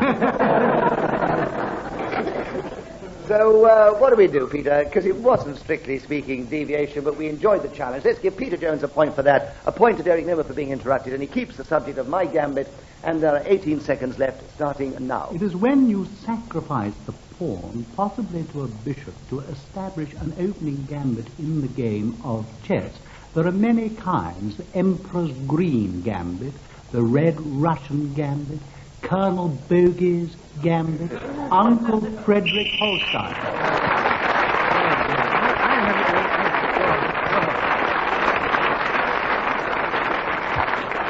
And that, to any chess lovers, was an absolute load of rubbish. Absolute rubbish. Rubbish it was. I haven't a clue what I'm talking about. I know. But for those who maybe not know the game too well, you can repeat the words on the card more than once or twice, but not more than 5 times. But nobody challenged Derek. He kept going till the whistle went, which tells us that 60 seconds is up, and whoever is speaking at that moment gets an extra point. So Derek Nimmo has a strong lead at the end of the first round, and Peter Jones, will you take the next round? The subject is keeping a room tidy. You have 60 seconds as usual, starting now. The important thing is, about keeping a room tidy, to have somewhere to put everything. And then you just put it there. Kenneth Williams, the challenge. Well, you just put it there. You erred and repeated and erred, and Yes. Kenneth, you have the subject. 51 seconds are left. Keeping a room tidy, starting now. The only way to do this is to decide on a place for everything and keep it down to the minimum. Then you don't get involved in low dusting, which can lead to a lot of back trouble. I can tell you about orthopedics that would make your hair curl. And the other thing you must remember, of course, is to bundle it neatly. Put your socks into the drawer and twist them into a nice... Derek Nimmo challenge. 3 and 2s. Yes, you into the drawer and twist them into. It's a bit of a tough challenge, but it's correct. So Derek has the subject. Another point and 21 seconds, keeping a room tidy. Derek starting Now, now. Kenneth Williams does keep a room tidy because he lives in a whitewashed cell like King Philip of Spain, and anyone who's been to that particular establishment will always remark on how amazingly neat, tidy, and well-cherished his establishment is. Because he has, ladies and gentlemen, a tidy mind. Isn't that something we would all want to have? William Franklin has challenged you. Yes, I really quite find myself remarkable to become tidy. I think you said about 3 times. It's in the word. It's in the word in subject. You're allowed to. You see, I've never had the rules. It's all very well. A new boy arrives in the dormitory and suddenly you get beaten for just being there. I know they Awfully unfair. The he floor, squeaked. yes. I probably spent a lot of this evening just whining. I really will. I'm going to be awfully upset by the end of tonight. I can see that. Sorry, do carry on. No, not at all. No, I'm sure that the audience loved hearing from you, Bill, and and I'm afraid... That may have been the truth, but I don't think you should hold it. But anyway, tidy is on the card. You can repeat it, Bill. That's one of the rules. I'll give you the rest as we go along. And into the show, you might know something about it, mind you. 5 seconds for you, Derek, on keeping a room tidy, starting now. A very good daily woman, or preferably a wife, will keep your room surprisingly tidy if you give them chocolate every now and again. Well, once again, Derek Nimmo was speaking as the whistle went, gained an extra point, and he's got many points in that round, and he's way ahead of Peter Jones and Kenneth Williams in second place, and William Franklin, you might not be surprised to hear, has yet to score. Derek Nimmo, the subject for you is puffin. Can you tell us something about that in 60 seconds, starting now? Puffin used to be thought to be a flightless bird, but it is always rather like an auk or a sea parrot, it was sometimes called. The interesting thing about this is that old people in ancient times thought that you could eat it during Lent. Kenneth Williams is challenged. 2 thoughts. Sometimes thought to be, and they thought you could eat it during Lent. Yes. Absolutely right, Ken. Absolutely Jolly right. good, Ken. Yes. And you have 47 seconds on puffin, Kenneth, starting. Well, how often we used to enjoy hearing on the BBC, here comes Puffin the mule, always playing the fool. And I was delighted, I must... Peter Jones a challenge. It wasn't Puffin the mule, it was Muffin. Muffin the mule, yes. It wasn't puffin. You could have seen that. Well, you know, you learn something every day. It shows you that Peter Jones and I were watching it and you weren't. You're correct. He was too old when that was on. So, Peter, you have a correct challenge. And the subject is puffin. There are 37 seconds starting now. It was actually the nickname of a famous film director called Anthony Asquith, for whom I had the privilege of working no fewer than 3 times. And I think if he were alive now, he would probably be employing me again, because... Derek Nimmo challenge. Well, he wouldn't, would he? I mean, that's really... I mean, if he's employed him once, he wouldn't ask for Peter Jones a second. He employed me 3 times. He employed him 3 times, he told us that. Oh. He might have done it 4 times as well. Oh, all right, then off we go. He employed me once. Yeah. Peter, another point, 4 seconds, puffin, starting now. I would like to take this opportunity, if any other film director happens to be listening to this program... Derek's challenged again. It's a film director, I'm sorry. Yes. Yes, I'm sorry. Well, Derek got in with 1.5 seconds to go, very cleverly, and Puffin starting now. Puffin Billy was my favourite railway train. Now, once again, Derek got in before the whistle and has increased his lead at the end of the round. William Franklin, it's your turn to begin. Have you some idea of the rules now? No. Well, you have 60 seconds to talk on the subject of alchemy. Alchemy was an Egyptian... I actually... you don't know the rules. That's all right. I say now, so that Ian Mester can then press his watch. Oh, how sweet. Yes. Otherwise, we don't get the exact time, you see. So, we're in our starting blocks. You're not starting blocks. The subject's alchemy, and you start now. Yeah. Well, Alchemy was an Egyptian entrepreneur who started life as a builder's merchant in Mersa Matruh in the 18th century. Now, whilst doing the grand tour of Europe with his parents in his early 20s, he found himself sitting at a particularly lengthy Mass in Cologne Cathedral. He started to gaze round at the fabric of the building and saw... before he stared at the fabric, Derek Nimmo challenged you, actually. Oh, I'm sorry, I was a bit mean, but there was a hesitation. Well, I think that's most ungallant. After all, Bill's a guest on this show, and I think if you were a guest on the show, you'd want a bit of indulgence, wouldn't you? I think it's a bit nuts the way you attack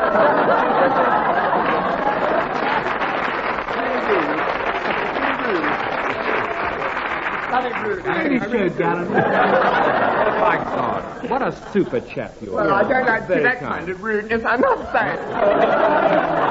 Actually, I didn't know you couldn't hesitate, for breath, as it were. Yes, you mustn't hesitate or pause. Yours was a definite pause.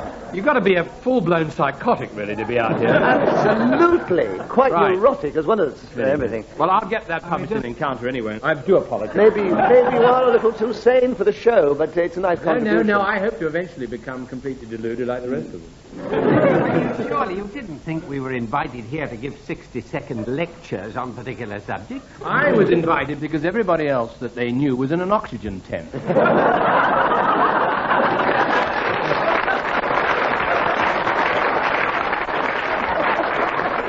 Well, on that note, with Kenneth Williams completely overcome by Derek Nimmo's challenge, and Bill Franklin not knowing the rules yet, and Peter Jones looking there as delightfully over. Derek Nimmo, you have the subject of alchemy, and there are 37 seconds left, starting now. The alchemists of old were engaged in perpetual search for the philosopher's stone, which they imagined would turn any material into gold. And the result of these many years of looking for the thing that I was talking about. Peter Jones. A repetition of years. Yes, and Peter, you have the subject. There are 24.5 seconds. Alchemy starting now. I remember that famous play of Ben Jonson's called The Alchemist, with those great characters, Abel Drugger and two or three others. Commander. Yes, you couldn't remember the others in time. I'm sorry. No, yes. sorry. But so Kenneth in on alchemy with 14 seconds, starting now. In alchemy, one of the most famous pieces of apparatus was the alembic, and it is referred to by the bard in an incredible speech about I will with wine wrestle, so convinced of memory, the water of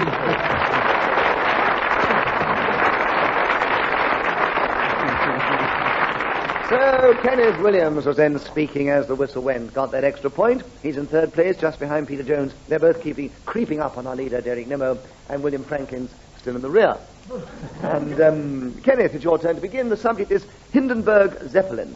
Will you tell us something about that in the game, starting now? The both of them are interesting as far as Zeppelin was a Count Ferdinand, in actual fact, von Zeppelin, who invented this dirigible, a self-propelled balloon, and the Hindenburg, so named, of course, after the Field Marshal who was President of Germany, and unfortunately in 1932 asked Mr. Schicklgruber to become Chancellor, with, as we know, disastrous results for the rest of Europe. Well, the airship itself, well, it arrived in America. Well, I wanted to say that when it arrived in America, they had this terrible accident, you see, and what happened was this radio was actually on the airwaves saying, she's going, she's going, she's going, because you could actually see the thing going. Yes, and of course you couldn't say that because you're repeating it 4 times. That's right, you see. Yes. You're very good, you know. You can see why they're giving the extra money to be chairman. Did you notice that I pressed the button? Yes, I did notice. Yes, I just wondered, because I haven't got the rules quite straight. Well, we're not taking notice of you pressing the button. You're a guest. I mean, 2 minutes ago, I was your close friend. Yes, but I've altered now. I think it was very ungallant of you to interrupt me. After all, I am something of a cult. But actually, it was... I'm a known cult, aren't I? I'm one of the biggest cults going. Yeah, Listen, Kenneth Williams. It was Peter Jones who actually challenged you. What a filthy creature. You pressed as well, Bill, but your challenge came in second. Why is Kenneth allowed to work all this overtime? Because the audience enjoy it. Oh. Peter, your challenge. What was the subject? Oh, yes. It was a hesitation. Hesitation. Yes. The Hindenburg Zeppelin's with you, Peter. 26 seconds are left, starting now. It's a means of transport that I've always wanted to try because it's so quiet and gentle, not particularly speedy.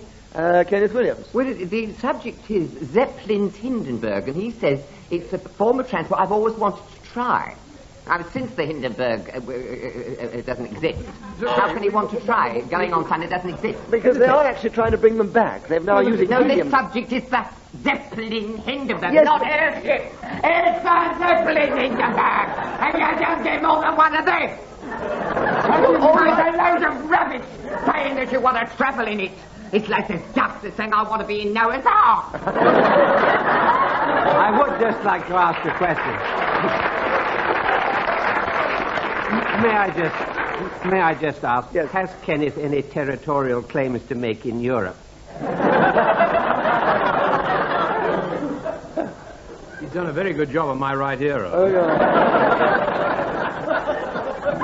You'll be in the oxygen tent with all your friends in a minute, won't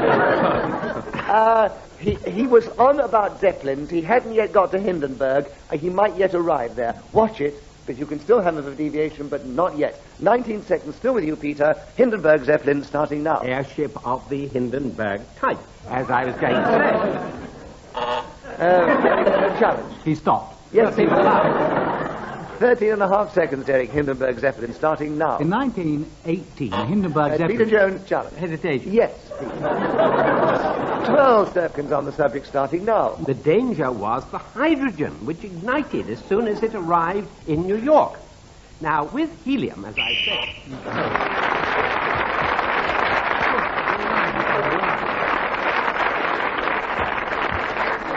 Well, that was a frenetic round, in which everybody contributed something. Didn't do my voice any good. And Peter Jones has leapt forward, including getting an extra point for speaking as the whistle went. And he's 1 point behind our leader, Derek Nimmo. Kenneth Williams has fallen asleep. He's still in third place, and Bill Franklin's still training a little, but very much with us and contributing. And Peter, it's your turn to begin. The subject, getting notice. Something you need to do in just a minute, but would you talk on that subject starting now? Getting noticed in the press can be a painful experience. I've had a happy one or two, I suppose, when one has been reviewed by distinguished critics like Harold Hobson or the late Kenneth Tynan. But when it comes to humorous comments which have nothing to do with the television program that one has been taking part in, it can be an extremely unhappy experience. Derek, never did you experience. 26 seconds are left. Getting noticed, Derek, starting now. I was privileged to be in the audience in Newquay in Cornwall in 1948 when a young stripling with golden hair came onto the stage in the first Mrs. Fraser, and he got noticed by me and the whole audience because he was Ninian. And can you think of anyone more aptly to play that part than Kenneth Williams? He was getting noticed there at the beginning, the threshold of this great career, an international... Sorry, Buzz, or sneeze? No,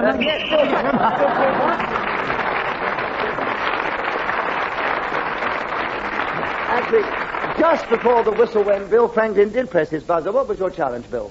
It was hesitation. It was a hesitation. Yes, I was going to refer to this blonde fellow next to me. It was just a piece of history, but I'll throw it in later during somebody else's hesitation. You throw it in now if you like. No, it was funny because last night, because I was talking about a play, Brian Matthew remembered seeing this thing as a young juvenile at York Theatre in Rope. Oh, right? What a turn up for the book. Oh, if a only... young killer, right? Yes, if only we had that preserved in the archive on film, eh? Wouldn't that make them sit We've up got and... new, very pretty young juveniles doing it right now. Have they? Only a few miles from here. Really? You shall see it. And thus the wordy gig of time brings in his revenges. And as we're on a nostalgic trip, I might tell you that I was in Rep at Bromley. Kenneth Williams came round to play in the shop at Sly Corner, and we both acted together in that. Yes. Do you remember that? Yes, all those years ago. Yes. And I believe in the audience we have a party from Bromley here. Do you remember that? No, they didn't. You surely don't think if they remembered it, they'd be here tonight.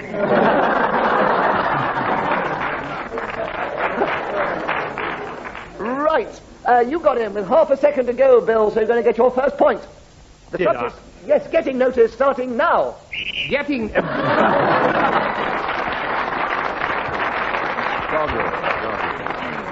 So Bill Franklin scored, but he's still contributing what we'd love to hear in just a minute. And Derek Nimmo's in the lead. Peter Jones follows, then Kenneth Williams, and Derek begins the next round. Derek, the subject is doggerel. Can you tell us something about that in just a minute, starting now? Doggerel is a sort of rather messy kind of person. You might start off with, I know a young fellow called Parsons who was always rather keen on committing arson. He wasn't much cop, and he hadn't got a shop, and that was why he always went to round houses, because he thought he might find there bugs and louses. Peter Jones has challenged you. Repetition of because. Yes, you did say because, more than once, and that was because, and so on. 45 seconds for you, Peter, on doggerel, starting now. Doggerel is the name that poets give to poems written by other people. Derek Nimmo, Charles. He sort of stopped again, didn't Well, he does this. He makes his point and lets somebody else take over. Yes, I don't think there's any point in flogging a dead horse. Derek, 37 seconds for you on doggerel, starting now. If you flog a dead horse, it's really rather coarse, and why don't you use a whip instead of a battleship? Because Hindenburg's balloon might seem like an overgrown saloon. The wonderful Kenneth Williams is known to countless millions across this fair globe of ours. I think we ought to move somewhere. Doggerel is a very difficult thing to talk about, actually. And if you look at the English book of prose and poems published by Hennessy in 1912, they give a lot of examples of doggerel, one of which I would like to quote to you in about another 45 seconds' time. To stop you from being...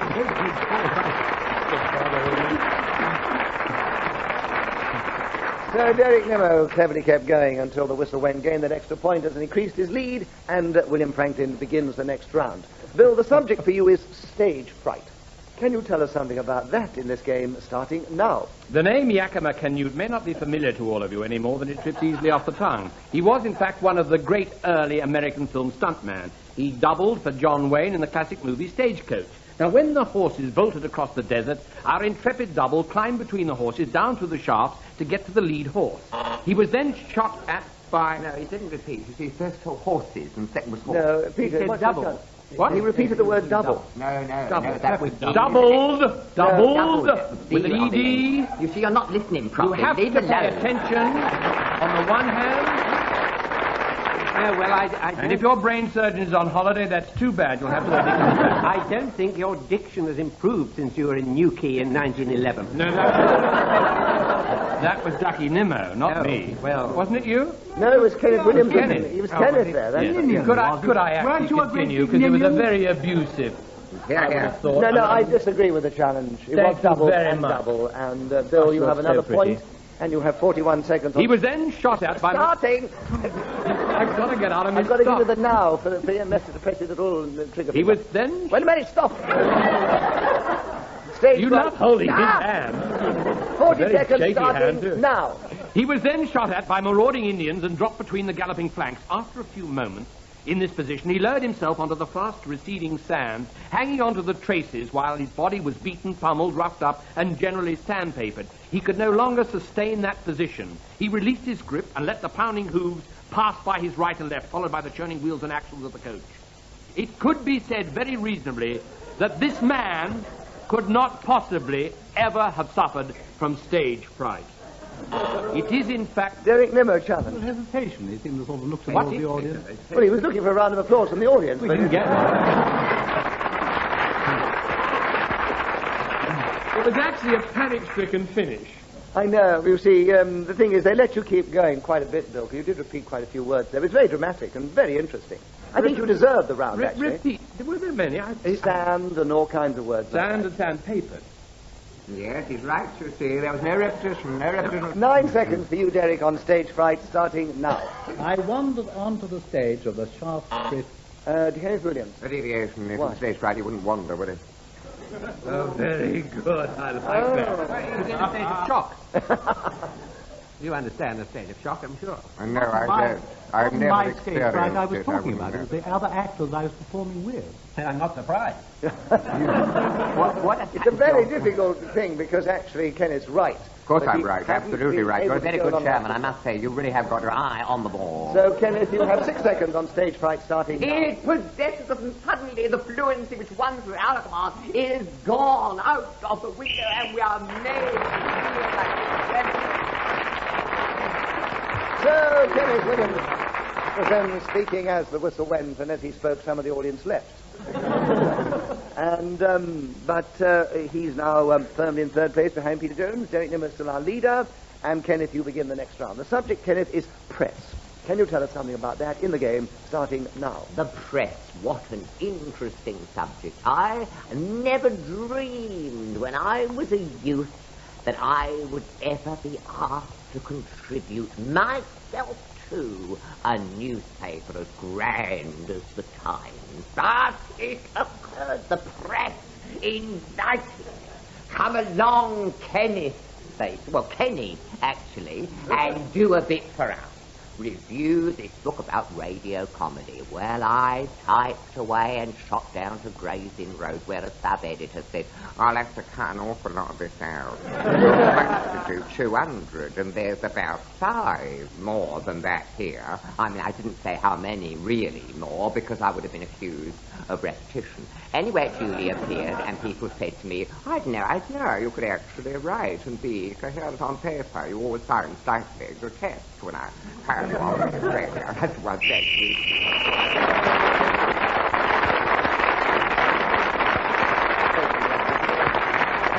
So, Kenneth Williams not only started with the subject, but he finished with the subject. He brought the round to an end, and alas, he's also brought the show to an end, only because we've enjoyed playing it so much. But he gets 1 point for speaking when the whistle went, and a bonus point for not being interrupted. So another round of applause for Kenneth Williams. And let me give you the final score. Our guest, William Franklin, who's not played the game before, and let us know that he didn't know the rules, anything like that, but did contribute tremendously to the fun of the show, but he did finish in 4th place. He was a little way behind Kenneth Williams, who was just behind Peter Jones, who was a number of points behind this week's winner, Derek Nimmo.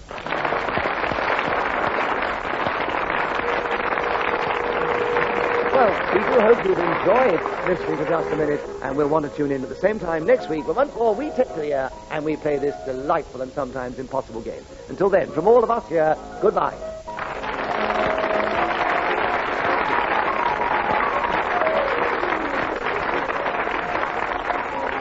The chairman of Just a Minute was Nicholas Parsons.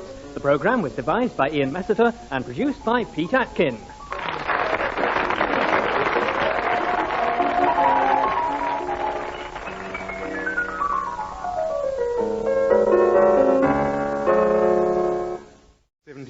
Yes, I'm sorry. Yes. Can I give it back to Kenneth? No, it can't. That can't be a challenge. I mean, it's lewd. You repeated 72. And I'm afraid Clement is right, so he has to take I hadn't even started the subject. What are you talking about? We're allowed.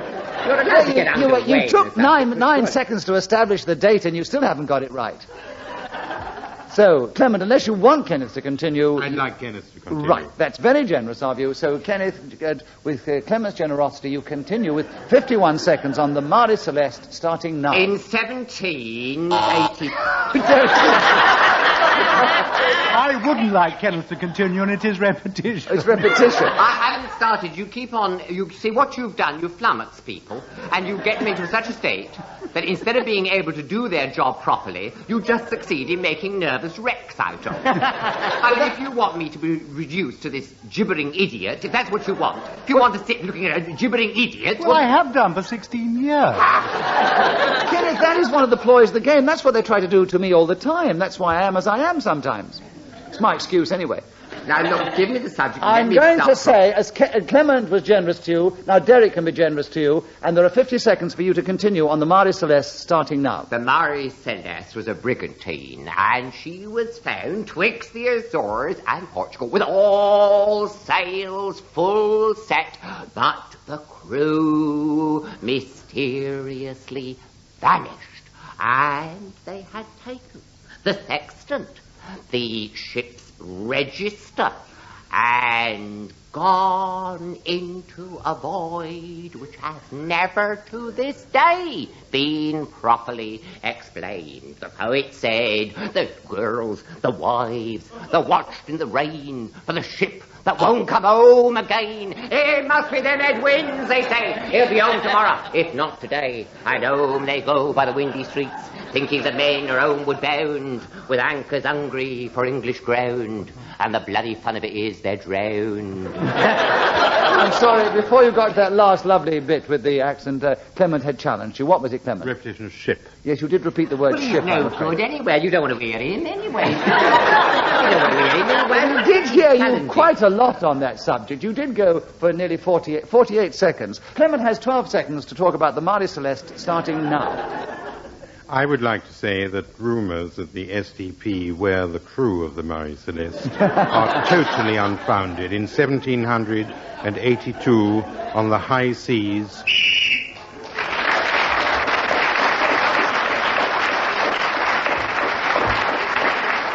So Clement Freud kept going then to the whistle when gained that extra point. And Clement, your turn to begin. The subject, picnics. Can you tell us something about that in 60 seconds, starting now? Picnic is a term given to open-air food, a sort of French déjeuner sur herbe. But also colloquially, a picnic is doing something very simple, like mugging Kenneth Williams. Anybody could go along and perform an art or act of that kind without stressing themselves greatly. I would like to talk about picnic and food, which is why I suspect that Ian Messiter gave me the subject. Sandwiches are excellent. So is lemonade, tea, milk, coffee, especially with sugar and iced, would be particularly welcome if I were to go on this picnic. I take my family quite frequently to the sands at Dunwich, which is in Suffolk, a city which once had 3 members of Parliament, then became a rotten borough, and we... Derek Nimmo Chan. It's gone into a party political broadcast. We're talking about picnics. Yeah, he has deviated from picnics into talking about the borough of Suffolk, and so I agree with the deviation. There are 14 seconds left for you, Derek. Picnics starting now. In Australia, the term picnics means going to the racing. I went to one once, 150 miles east of Alice Springs in the Harts Range, and the only permanent building there was the jail. And at lunchtime, there were about 7 people, and I ran up to the people around the joint. Clement Freud challenge. Hesitation. Yes, I'm afraid so. He got the subject back again, and he got the same. Only half a second left, Clement, on picnics, starting now. Donuts.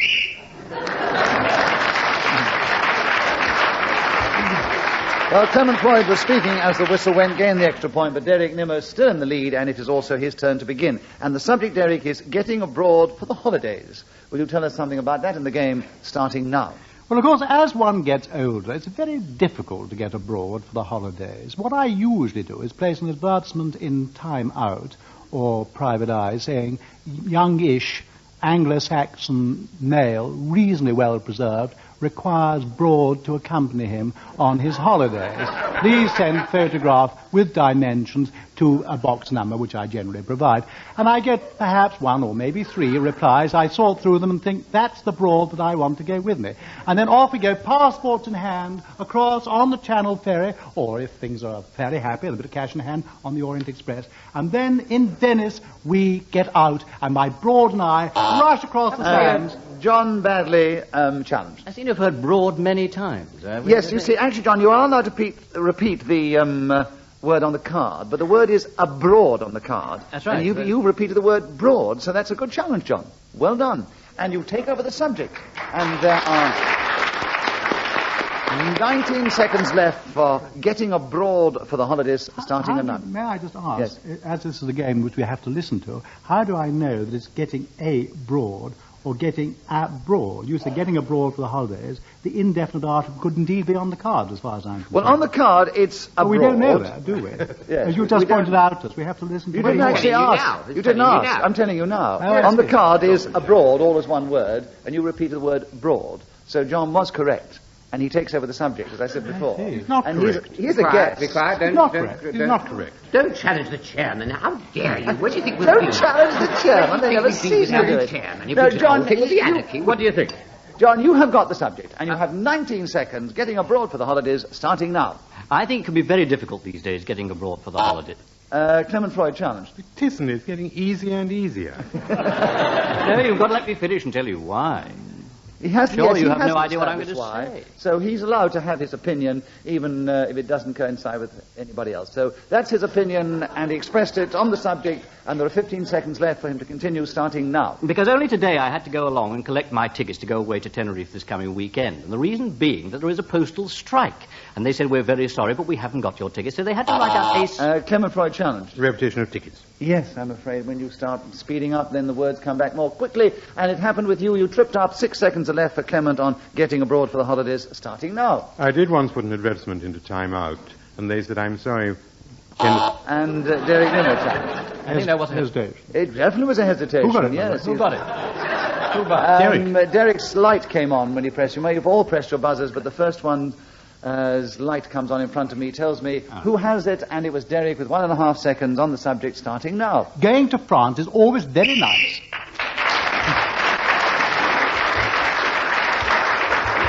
So Derek's moving into a very strong lead here. Clement Freud still in second place, and then John Badley, and then Kenneth Williams in that order. And John Badley, your turn to begin. The subject, avoiding crocodiles.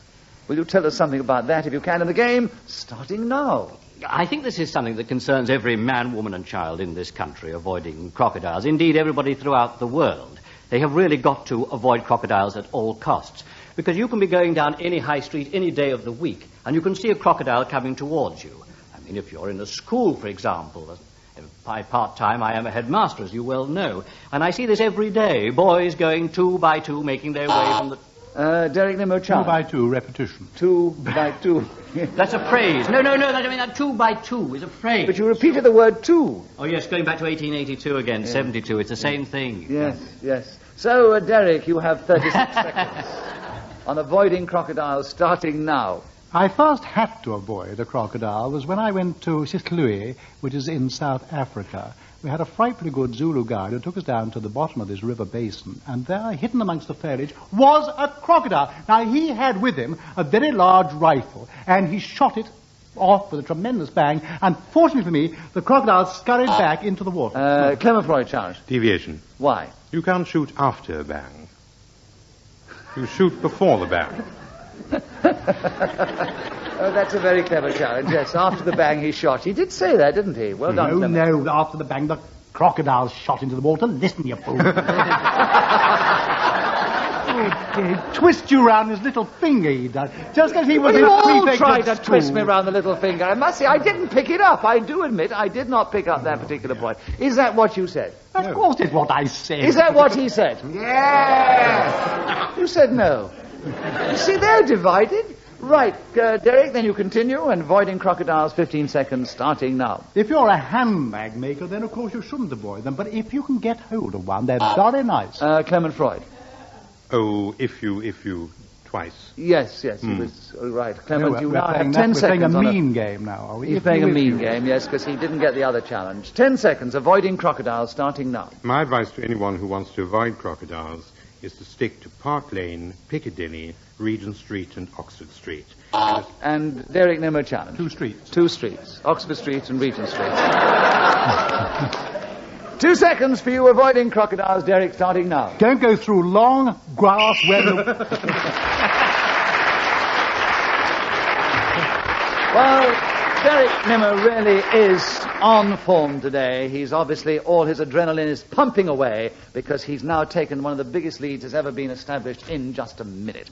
Derek, the dirty tricks is the subject. 60 seconds as usual, starting now. I think the dirtiest trick that was ever played upon me happened because I was in a show with Mr. Jerry Marsden of Pacemaker fame. It was called Charlie Girl at the Adelphi Theatre in the Strand. One night he welcomed into his dressing room an elderly theatrical critic who was rather crippled and maimed.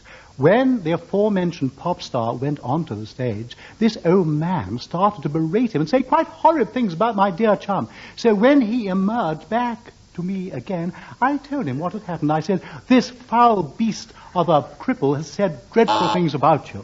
John badly challenged. Is that not a repetition of the word cripple? No, he said crippled before, you see. I see. One has to listen awfully carefully. And Very one carefully. has to be fair, yes. But it's lovely to hear from you, John. Thank you very much. I just want to make sure I got it. It's all right. It is a difficult game, but well listened. No, Derek, you continue on Dirty Tricks with 20 seconds left, starting now. Whereupon my Liverpudlian chum says, you dirty bounder, you rotten swine, and grabbed hold of his walking stick and started to hit him on his hump several times, kicked him in the stomach, threw him to the ground. The man was sobbing and howling by this time. I eventually tore them apart.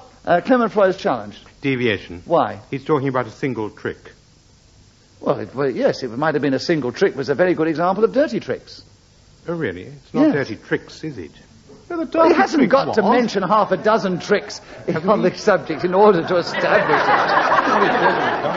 it. Dirty tricks. He's giving a fine example of a dirty trick. If it's true or not, it's getting a bit over the top at the moment, but we've got to believe him, otherwise the whole game falls apart, doesn't it? There are 4.5 seconds still with you, Derek, on dirty tricks, starting now. And the dirty trick was because the fellow was an actor made up to look like an old fellow, and he wasn't a real one at all.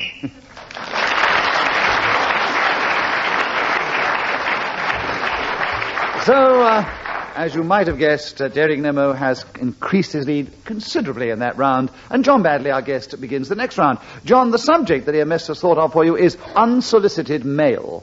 Can you tell us something about that subject in this game, starting now? There's nothing I like more than waking up first thing in the morning to hear the sound of the latch on the garden gate, the crunch of footsteps coming up the garden path, the letterbox rattling to hear a thud inside the door on the mat, to go down the landing, descend the stairs, and there is the correspondence of the day waiting for me, to have that friends, relatives, and loved ones sending you greetings. But the thing I regret most of all is to see unsolicited mail.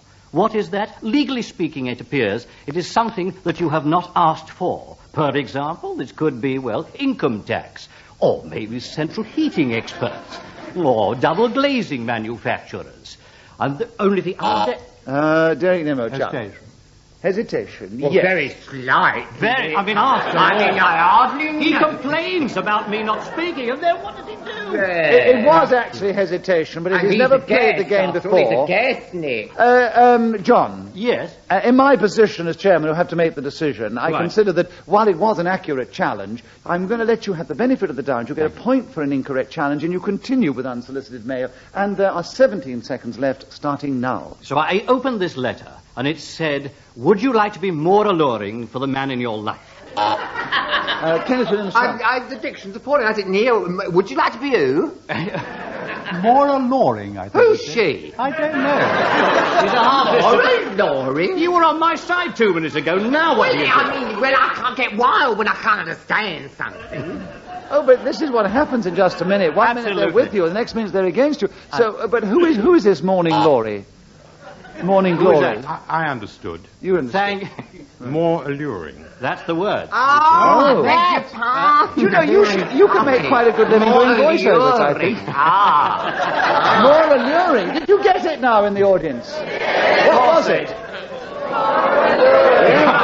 More Yeah. I could say it as well as that. I mean, it's More absolutely Now I see it. Oh. I'm glad we've established that. Yeah, Right. sorry. So, there are 11 seconds for you to continue on unsolicited mail, John, starting now. Wear something flimsy tonight, it said. I was outraged. How dare they? So I cast that into the wastepaper basket. As I was doing so, the front doorbell rang. Derek Nimmo, Left it in the front door. You've had front door before, I'm afraid, That's true. John. Yes, this time I cannot give you any generosity, but leave it to Derek Nimmo with 2 seconds on unsolicited mail, starting now. I wander through Soho trying to be solicited. Kenneth, your turn to begin. Billiards. Will you tell us something about that in the game, starting now? The thing to do is to get hold of the cue and rub on this special chalk which comes as a cube and is sometimes blue but more often white. Then you get into a position which enables you to line up this bit of wood with a ball you've got your eye on in the sense of wanting to put it in a pocket, you see. Not your own pocket, don't mistake. Clement Freud challenged. Repetition of pocket. I'm afraid you repeated pocket. I know one was a billiard table pocket and the other was your own, but it was the word. So Clement has billiards and 31.5 seconds starting now. What a wise man said about billiards was that you needed balls to play. And I think that's absolutely right, be they white or red. And even if it is snooker in which you wish to indulge, a billiard table is the very piece of hardware that you need. It has a green baize cloth stretched over slate with 8 legs. Now, that's a surprising number of pieces of wood to hold up something like a billiard board. But there it is, and that's the way that the cookie crumbles, as Joe Davis...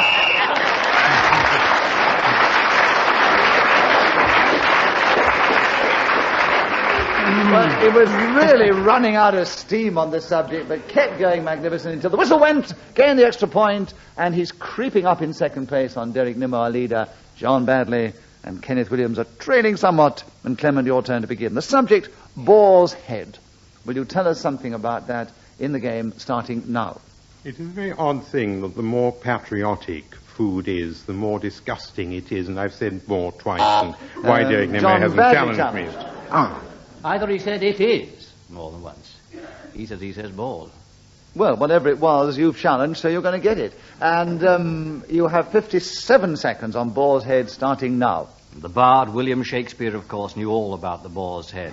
This is situated, and still is to this very day, in Eastcheap. It was there that Prince Hal, Sir John Falstaff, Nym, Bardolph, Poins, Gads, Hill, and indeed, the hostess... Clement Freud challenged. I thought hesitation. I'm afraid he's right there, Clement, and you have the subject back, and you have 37 seconds. Boar's head, starting now. What you do is you take the eyes, tongue, ears, brain, nostrils, lights, and such other pieces inside a boar's head, and mince... Kenneth Williams challenge. Yes, there are no lights inside a boar's head. Rubbish, absolute crap, isn't it? What a load of rubbish you talk. Supposed to be a culinary expert. As far as I know, you're right. Well, hold on, right. Come You from do in the me a stomach. favour. Do me a favour, mate. Hold on, right. Are you kidding? Yes.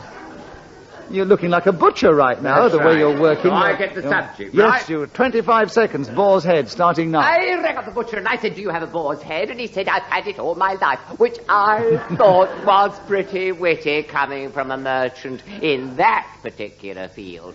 But they are hunted, and we do see them in the medieval tapestries, those old boar's heads, and how fine they look when they're decorating a table, especially if they're surrounded by stuffed olives and nightingales, and you think of those Elizabethan banquets and think, what a time they must have had!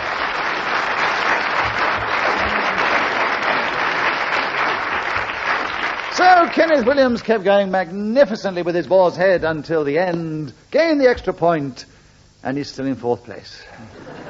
Just behind John Badley, a little bit behind Clement Freud, and way behind Derek Nimmo, our leader, who begins the next round, and the subject, nepotism. Derek, tell us something about that, please, in the game, starting now.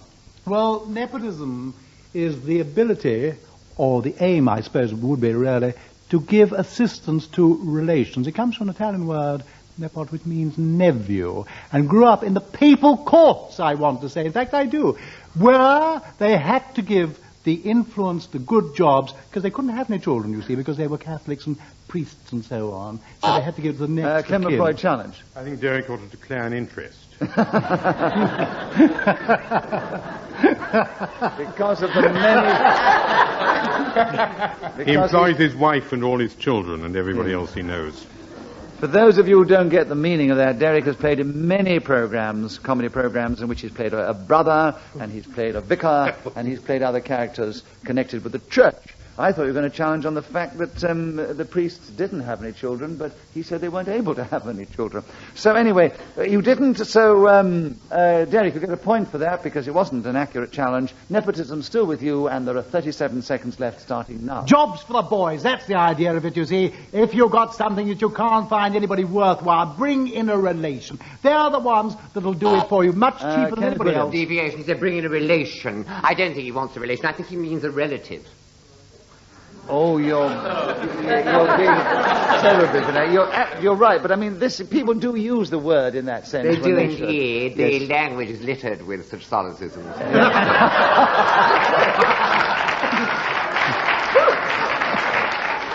I think we'll give you a bonus point for that round of applause, because your remark gained that spontaneous reaction of the audience. But as we do speak colloquially in just a minute, as we couldn't keep going otherwise, Derek keeps the subject with 28 seconds left, starting now.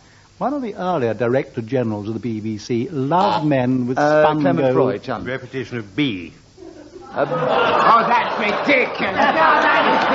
That is just ludicrous. No, BBC. I think it's a clever challenge. A very good challenge. It's a title. You can't possibly say that's repetition. It's ludicrous. But he should have said the British Broadcasting Corporation. Rubbish with all of the BBC. I mean, none of us is to be accused of repetition if we say the BBC. You might as well say, oh, so-and-so is repetition. It's not. It's an accepted word. It isn't. It's hyphenated, so-and-so is. So you can do it. Accepted, like ha-ha. These are accepted. No, H-A means the sunken ditch, and you know it. He repeated the word B, and I thought it was a very You're going to make good... nonsense of the game if you allow that kind of rubbish.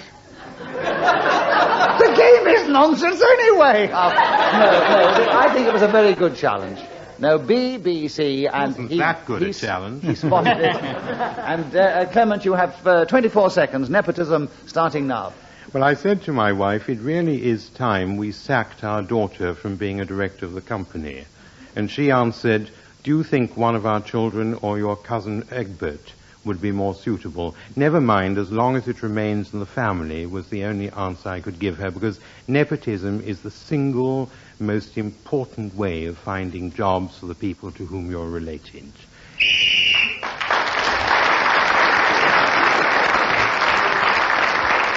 Clement's in second place, gaining more points all the time, creeping up on our leader, Derek Nimmo, and John Badley begins the next round. John, the subject is croquet. Will you tell us something about that delightful subject in the game, starting now? I shall start by saying I don't want you to confuse croquet for one moment. It has nothing to do with potatoes. We are referring to a pastime which was created in France, I think, in the 18th century, and then came over about 150 years ago to this country, and it's played at stately homes, on the lawns at the back, or in public schools. And it was made famous, of course, in Alice in Wonderland. You may remember the balls were hedgehogs, the mallets were flamingos, and the hoops were soldiers bent over head to toe. Now, the purpose of the game is you have two round objects and a stick in the center, and you have to get the... Derek Nimmo challenged. Hesitation. There was a hesitation, yes. They let you go on the game, John, but they got you on the hesitation, and there are 24 seconds on croquet, Derek, starting now. July afternoon. The scene is the Hurlingham Club, hard by the River Thames. Croquet lawn in full swing. Mallet hitting ball. Elderly clergymen. People from all over the world gathering for the World Croquet Championship. This seems to me to be the height of civilized sportsmanship.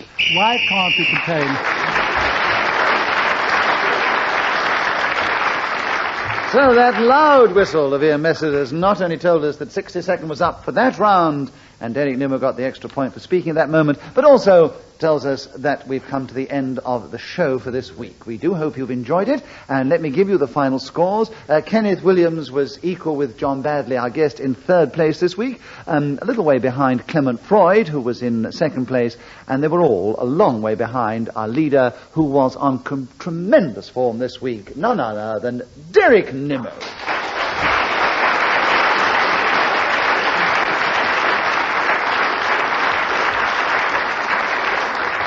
Shouldn't say none other, really. I should say who else, but there we are. So Derek won the show this week, but it is what we all contribute to the game that matters, and we hope that you've enjoyed all their contributions and will want to tune in again at the same time next week when we take to the air and we try and play Just a Minute. Till then, from all of us here, goodbye.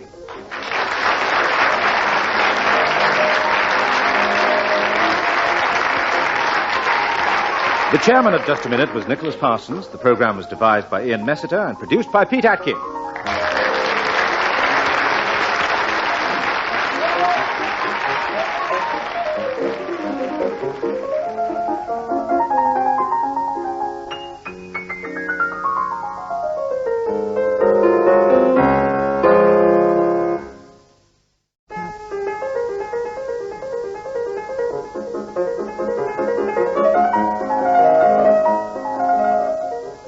We present Kenneth Williams, Clement Freud, Peter Jones, and Henry Kelly in Just a Minute.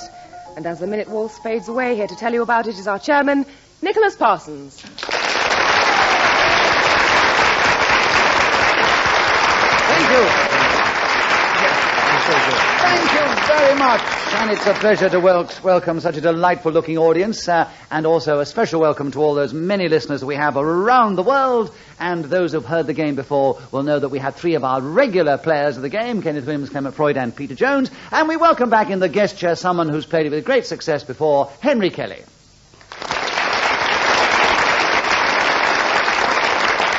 And, as usual, I will ask one of our panelists if they can speak for just a minute on a subject that I will give them, and they will try and do that without hesitation, repetition, or deviating from the subject. And we'll begin the show this week with Kenneth Williams. Kenneth, the word is encouragement. Can you tell us something about that in the game starting now? Encouragement, it might be G up. From the trainer to the horse, it might equally be something like well done from the teacher to a pupil. Encouragement. Make it your motto day and night. Encouragement, it'll lead you to the light. The apple at the top of the tree is never too high to achieve, so take an example from me. Experiment.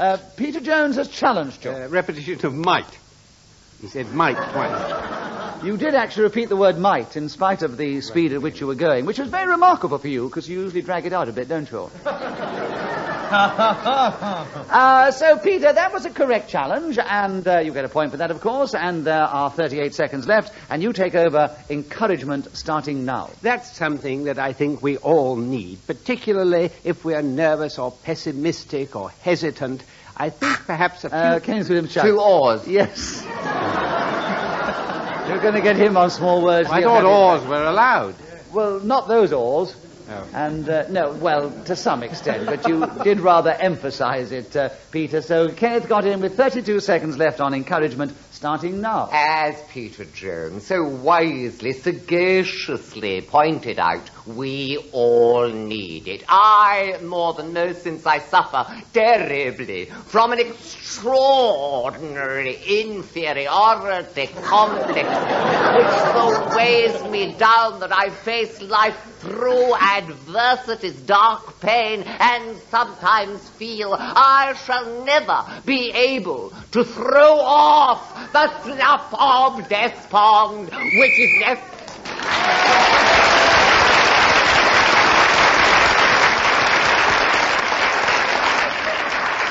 Well, when the whistle is blown, it tells us that 60 seconds is up. And if those who've heard the game before thought it was rather a weak blow, let me explain that normally Ian Messiter, who thought of the game, sits beside me, blows the whistle and keeps the score. But instead, I'm very fortunate. I have a beautiful girl. Her name is Mary Bell, and she's taken over because Ian is fortunately unwell.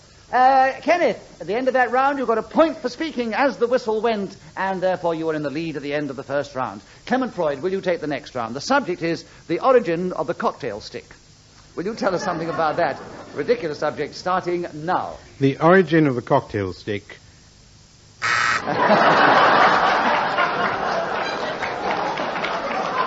Not bad, eh? Perhaps it was quite a good subject for the game. He tried immediately. Peter, you got in. Yes. I don't particularly want it. But it seemed such a long hesitation. Yes, it was a long hesitation. That's no doubt why Ian Messiter thought of the subject. Right, Ian, there are 51 seconds. You take over the subject of the origin of the cocktail stick starting now. The cocktail stick was invented in New York in the early part of this century, soon after the cocktail itself.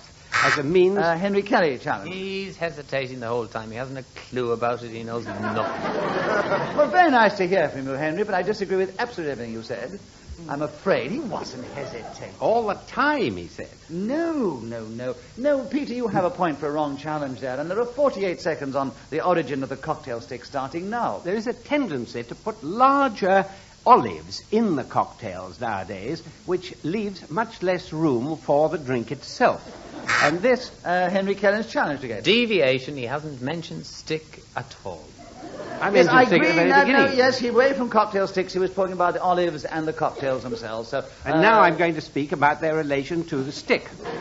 But you didn't get to it soon enough. I did. I mentioned stick at the very beginning. I said it came in soon after the cocktail itself, the early part of this century in New York. I hear that, Pete. You needn't bore us by repeating it all. Is anybody here in a hurry home? Henry, I think that was deviation, so you have a point and you take over the subject with 37 seconds on the origin of the cocktail stick, starting now. The most important thing about the cocktail stick is that it can be used not only for cocktails, but for other uses. That is to say, it can be used, for example, in the game... Clement Freud, challenge. Repetition can be used for. Yes, can be used. I'm sorry, Henry, you did repeat that before. So, Clement Freud's got in on this subject again, and let's see if he's going to draw immediately. 28 seconds, Clement, starting now. A cocktail stick is what you hang on to when the cocktail gets you. It used to be said that if you can lie on the floor without holding on to anything, you're not really drunk.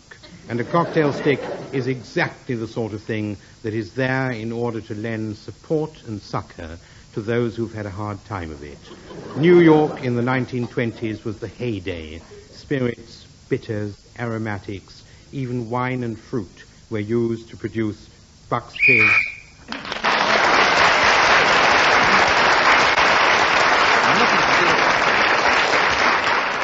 Well, Clement Freud got the subject back and kept going with style and panache until Mary blowed her whistle and told us 60 seconds was up. Clement got the extra point, and at the end of that round we had 3 people equal with Henry Kelly 1 point behind. Peter Jones, the next subject which we'd like you to take is pudding. Will you tell us something about pudding in just a minute, starting now? That's something I very rarely indulge in now because of the weight problem. But I do enjoy a very nice bread and butter pudding, if sometimes it is made with a little mincemeat instead of the customary currants, sultanas, and raisins, with a couple of eggs, a little milk, some bread and butter, which I have already said once.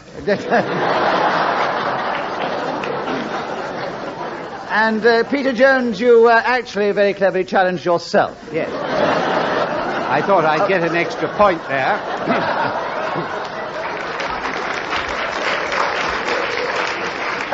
Peter, I have to ask you, what was your challenge? Repetition. Yes, you're right, yes. You definitely repeated. So bread and butter. I repeated both of them. Yes. Well, I can't give you 2 points. I'll give you 1 for repetition. All right. I can't even give you 1 for ingenuity, but... so you've got another point for challenging yourself, and you therefore keep the subject, and you continue now, with 38 how much longer have I got? I'm just going through my recipes.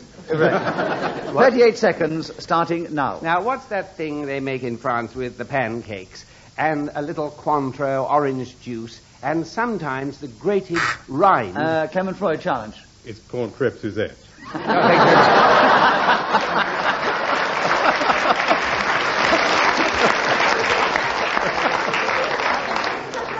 So an extra point for Clement because we enjoyed that. But Peter Jones keeps the subject. He gets a point for being interrupted, of course, and continues with his puddings. And there are 16 seconds left. Peter's still on pudding, starting now. They have to be fried for quite a short time, folded up in clarified butter.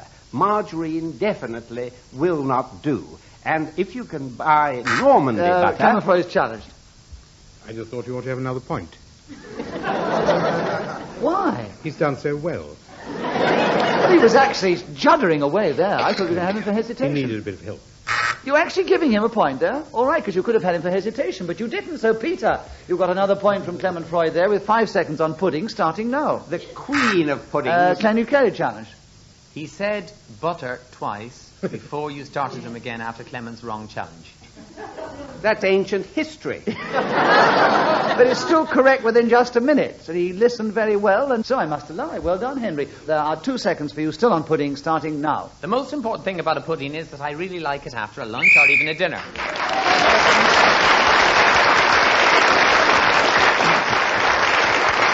So Henry Kelly was speaking then as the whistle went, got the extra point, which comes up for those who are doing that at that particular moment. And he's now in second place with Clement Freud. Behind our leader, Peter Jones, and Kenneth Williams is 1 point behind the other 2.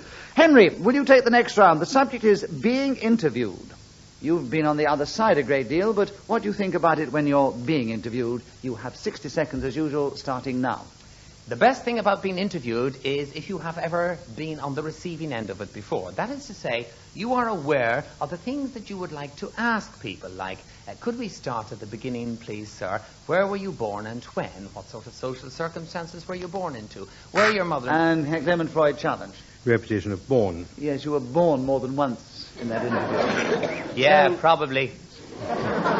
But you weren't reborn, which would have been better. Clement, you have a correct challenge and 42 seconds on the subject being interviewed, starting now. I think the most important thing about being interviewed is never to give anything away. When they say, what is your name, you say, no comment. It's tremendously helpful and puts the interviewer into a position from which he would always like to resign and usually does. Henry Kelly challenged. Pathetic hesitation. It was a hesitation. You needn't comment on it. You may be a guest, but we don't allow you too much license, you know, Henry. There are 23 and a half seconds for you, Henry, to take back being interviewed, starting now. It must be, of course, different being interviewed depending on the position you hold in public life or even semi-public life. And Clement Freud challenged. That's two public lives. The public life came up again. So, Clement, you have the subject back. 16 seconds, being interviewed, starting now. I was once interviewed in Chicago on a talk show by a man who thought my name was Gleeman Trend.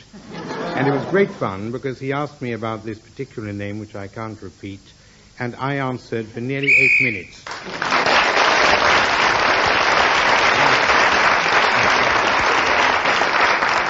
And as Mary Bell delicately blew her whistle once again, and she really is a beautiful and delicate creature and is in keeping Oh, with don't her... keep on about Mary Bell. No! I'm fed up with hearing about her. The audience here is longing to hear from me. They don't want to hear about this girl blowing her, and she's not blowing it very well anyway. Somebody wants to teach her a bit about abdominal breathing, I think. Either that or her corsets are on too tight. I think she's overcome with the situation. You're going to make it far worse. Oh, get on with it. Put your finger out, for goodness sake. Run a whelk stall, let alone a panel game. But I do give you very good well, coffee. hurry up. Yes, I'm hurrying up. Clement Freud was then speaking as the whistle went, and he gained an extra point, and he's equal in the lead with Peter Jones, and Kenneth Williams takes the next round. Thank goodness, you would say. Kenneth, the subject is the theatre. No, not the. It's just theatre of the absurd. There are 60 seconds as usual, starting now. According to Mr. Harwood, this was ushered in by a man called Jarvis, and really takes as its axiom the idea of man as victim of modern technology, and evinced by someone like Genet or Albert Camus, it can be seen at its most interesting, but at its best, I think Artaud has to be given the branch for victory, the symbolization of the Algerian conquest, in his view, with the French soldier crying out, "Oh, would that I could smell the air of France," and his comrades breaking wind over him, seems instead to be theatre of the absurd at its most grotesque, and I think, frankly, unpleasant, and not the sort of thing I'd ever want to see.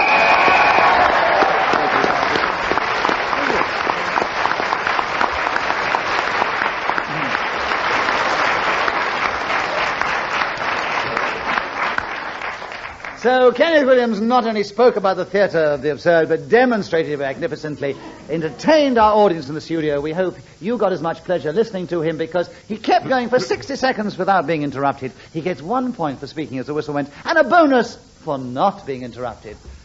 And he's in the second place, equal with Henry Kelly, 2 points behind our joint leaders, and Peter begins the next round. The subject, Peter, autographs. 60 seconds, starting now. Well, people collect them. Occasionally, I receive a letter asking me to send one to a fan. The letter usually goes, I have over 1,000 autographs of well-known... Kenneth Williams challenge. We've had letter twice. Yes, that's right. Well done, Kenneth. And there are 40 8 seconds for you to talk on autographs starting now. I once was the proud possessor of the autograph of Pandit Nehru, and do you know, for the life of me, I never could make it out. It was almost unintelligible. I think, you see, I should have said legible, of course, because intelligible you wouldn't say about an autograph, would you? On the other hand, since nobody's interrupted me, it's obvious that their mental faculties are...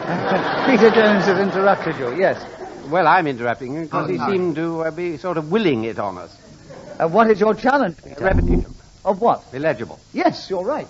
But I have to be sure, because it might have been something else. Of course, I know. You can't afford to make a mistake in a Good Lord. Really? Didn't make a few. I don't think the show would be quite as good, same as it is. Peter, I agree with your challenge, and you have 22 seconds on autographs starting now. These people who sign their names to the missives they send me through the post often remark that they have about 1,200 autographs of well-known television personalities, and would I add mine to it? And I think, why can I never get even in the first 1,100? However, I respond with a signature.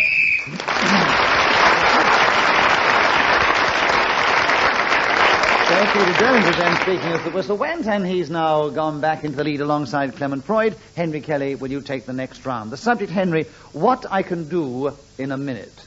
Will you tell us something about that in the game, starting now? And Hesitation. You are mean. Well, he didn't start. You said now, and they didn't start. I know, but he is a guest. Give him a chance. He's only... Is that no rule now? It is. We always show a little generosity at the beginning, especially to a guest. No, he's not even a new guest. No, he's been loads of times. And he's not at all lacking in confidence. In fact, he seems a bit uppity, I think. That's right, yes. Very uppity, I quite agree. What does it matter, Henry? Hesitation by all of them. Right. Henry, I'm not going to allow it, so will you please continue? There are 58 seconds. What I can do in a minute, starting now. Well, most of the things that I can do in a minute...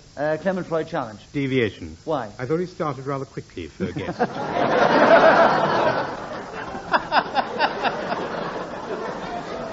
So he was deviating from his normal style. Yeah.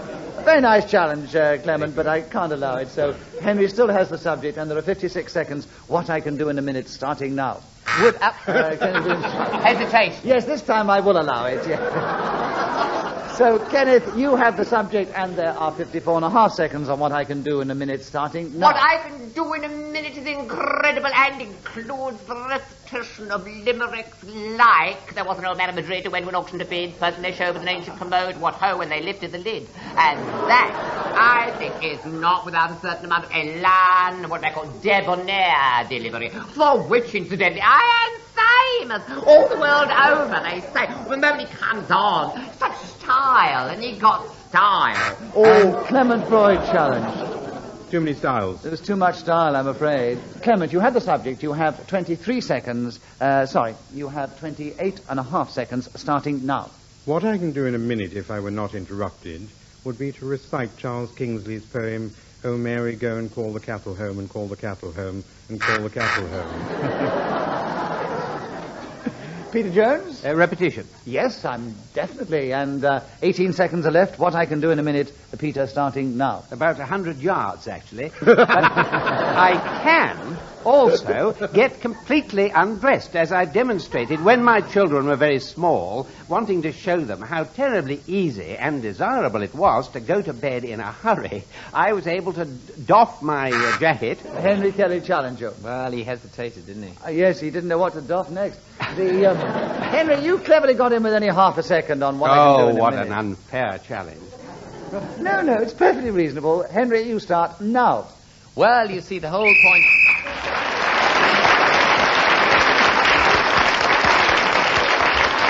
Well, a very close contest this week. They're all getting points, and some when the whistle goes, and others in the round. And our joint leaders are still Clement Freud and Peter Jones, and our joint seconds are Kenneth Williams and Henry Kelly. And Kenneth, you take the next round. The subject, Spring-Heeled Jack. Will you tell us something about him in the game, starting now? Well, this is the English nomenclature, but properly speaking, he should be called Jacques Montpensier, and he was renowned for these remarkably quick entrances and exits. His father was Robin, he was the son, and they said in and out like Jack Robinson. Now then, he invented hooks and eyes, and of course, when zip fasteners came in, it ruined the market. So he said he was going to assassinate the inventor, who was called Zipronsky, from which, of course, the fastener, as I mentioned before, takes. Henry Kelly challenged. It just occurs to me you might have said zip fastener twice. No, he said zip fastener before, which is hyphenated, and he said fastener then, which is not. There you are, you No, see, he Henry, didn't. you're not listening properly, you see. You've got to have a chairman like him, you see, because he listens absolutely accurately, you see. Remarkable. He's got what they call remarkably accurate. Belt off, will you? So, Kenneth, you continue on Spring-Heeled Jack with 26.5 seconds starting now. And, of course, he was the inspirer of that great rhyme, Jack Sprat could eat no fat, and his Freud wife has could eat challenged no you. lean. And so, between the pair of them, they licked the platter clean. You have a challenge after Oh, Jack. who Yes, what- challenged me? Your I friend did. is saying. What's you on about? Repetition. What are? Oh, yeah. Well, of course, and eat and a few other little words. Oh, like that. righto. Yes. So, Clement, you have Spring-Heeled Jack and you have 22 seconds starting now. As Kenneth so very rightly said, in France he was known as Spring-Heeled Jacques, and he got away an awful lot more than he managed to get caught. I remember particularly an instance in April 1849 in which... Peter Jones a challenge. He can't, even old as he is, remember what happened in 1849. I agree. He could have remembered having read about an No, he instance. didn't say that. I know he didn't. So I'm agreeing with you, Peter. Oh, I see. And Now, that's what you call deviation. Yes, it is, isn't it? Yes. Never mind. 7.5 seconds for you on the subject, Peter, starting now. Jack had these little springs in his heels and was able to jump about 7 feet in the air. His companion was very slow. So, at the end of that round, Peter Jones has taken the lead, one ahead of Clement Freud, who begins the next round. Clement, press reporting. Can you tell us something about that in the game, starting now? I stayed in a hotel the other day, and in a corner of my room was a trouser press into which you placed a 10p piece, and it looked after the grooming of your suit. A Henry Kelly challenge. I think he hesitated. I think he did as well, Henry. Oh, so you have the subject of press reporting and 48 seconds starting now. But as I know the story, I shall continue where Clement left off. Into that place you placed your trousers. Then you have to put the little doings in the front, back into the little doings that are at the back, and then there are two. And Clement Freud. Two doings. There's too much doings. I didn't think he'd notice. A word like doings. Clement, you have the subject back with 36.5 seconds. Press reporting starting now. And the computerized word processor spoke to me and said, "This is your press reporting. Your garments are ready laundered." Press reporting is occasionally used in respect of newspapers and journalists, and gossip columnists are probably the most inaccurate reporters of news in the entire media. I know one who writes for the Daily Mail and another who is on the Express, which appears 6 times a week. I should have said 7 because there is a gossip columnist on the Sunday Express who is quite... Yes, that's right. I haven't finished. But Kenneth got in with the correct challenge, and he has 4 seconds on press reporting starting now. It is notoriously biased, and in fact, I have been misrepresented. So, Kenneth Williams is catching up on our two joint leaders. He's only 2 behind them. One of them is Peter Jones, and he takes the next round. The subject, Peter, is likeable chimney pots. Can you tell us something about that ridiculous subject in just a minute, starting now? I think you've probably got to live with a chimney pot for quite a long time before you can get to really like it, much less develop any kind of real deep emotional feeling about it. Likeable chimney pots are available for everybody. I suppose there must be one each for everybody on these islands. Henry Kelly challenge. I'm certain now that he said everybody twice. He did. And Henry, you now have the subject of likeable chimney pots with 32.5 seconds starting now. The best thing about chimney pots is that I once learned a poem when I was at school about those particular things, and that was that I think it was called The Blackbird. By what magic arithmetic he arrives at my home every evening, or something like that. But basically, what it did was, it introduced me, you see. Before that, I had never really noticed these things. I had, of course, looked at certain walls and houses, and I'd seen things on the top of buildings and roofs and so on, but I never really appreciated.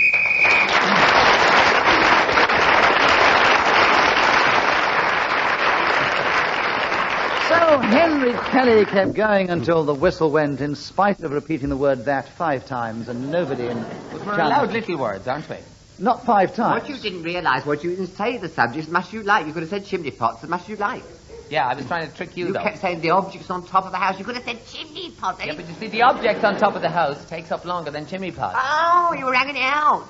Oh, yes. And we can't hang it out any longer because I'm afraid we have no more time to play Just a Minute. So let me give you the final score. It was a very close contest, as much as the contest is important, but some people take an interest in that. Kenneth Williams finished in 4th place, but only 1 point behind Henry Kelly, our guest, who was only 1 point behind Clement Freud, who was only 1 point behind this week's winner, Peter Jones.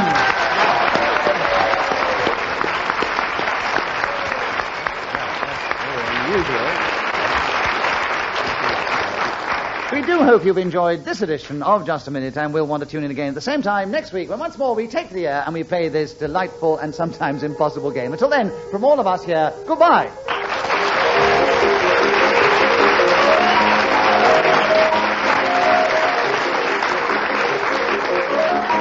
The chairman of Just a Minute was Nicholas Parsons. The programme was devised by Ian Messiter and produced by Pete Atkin.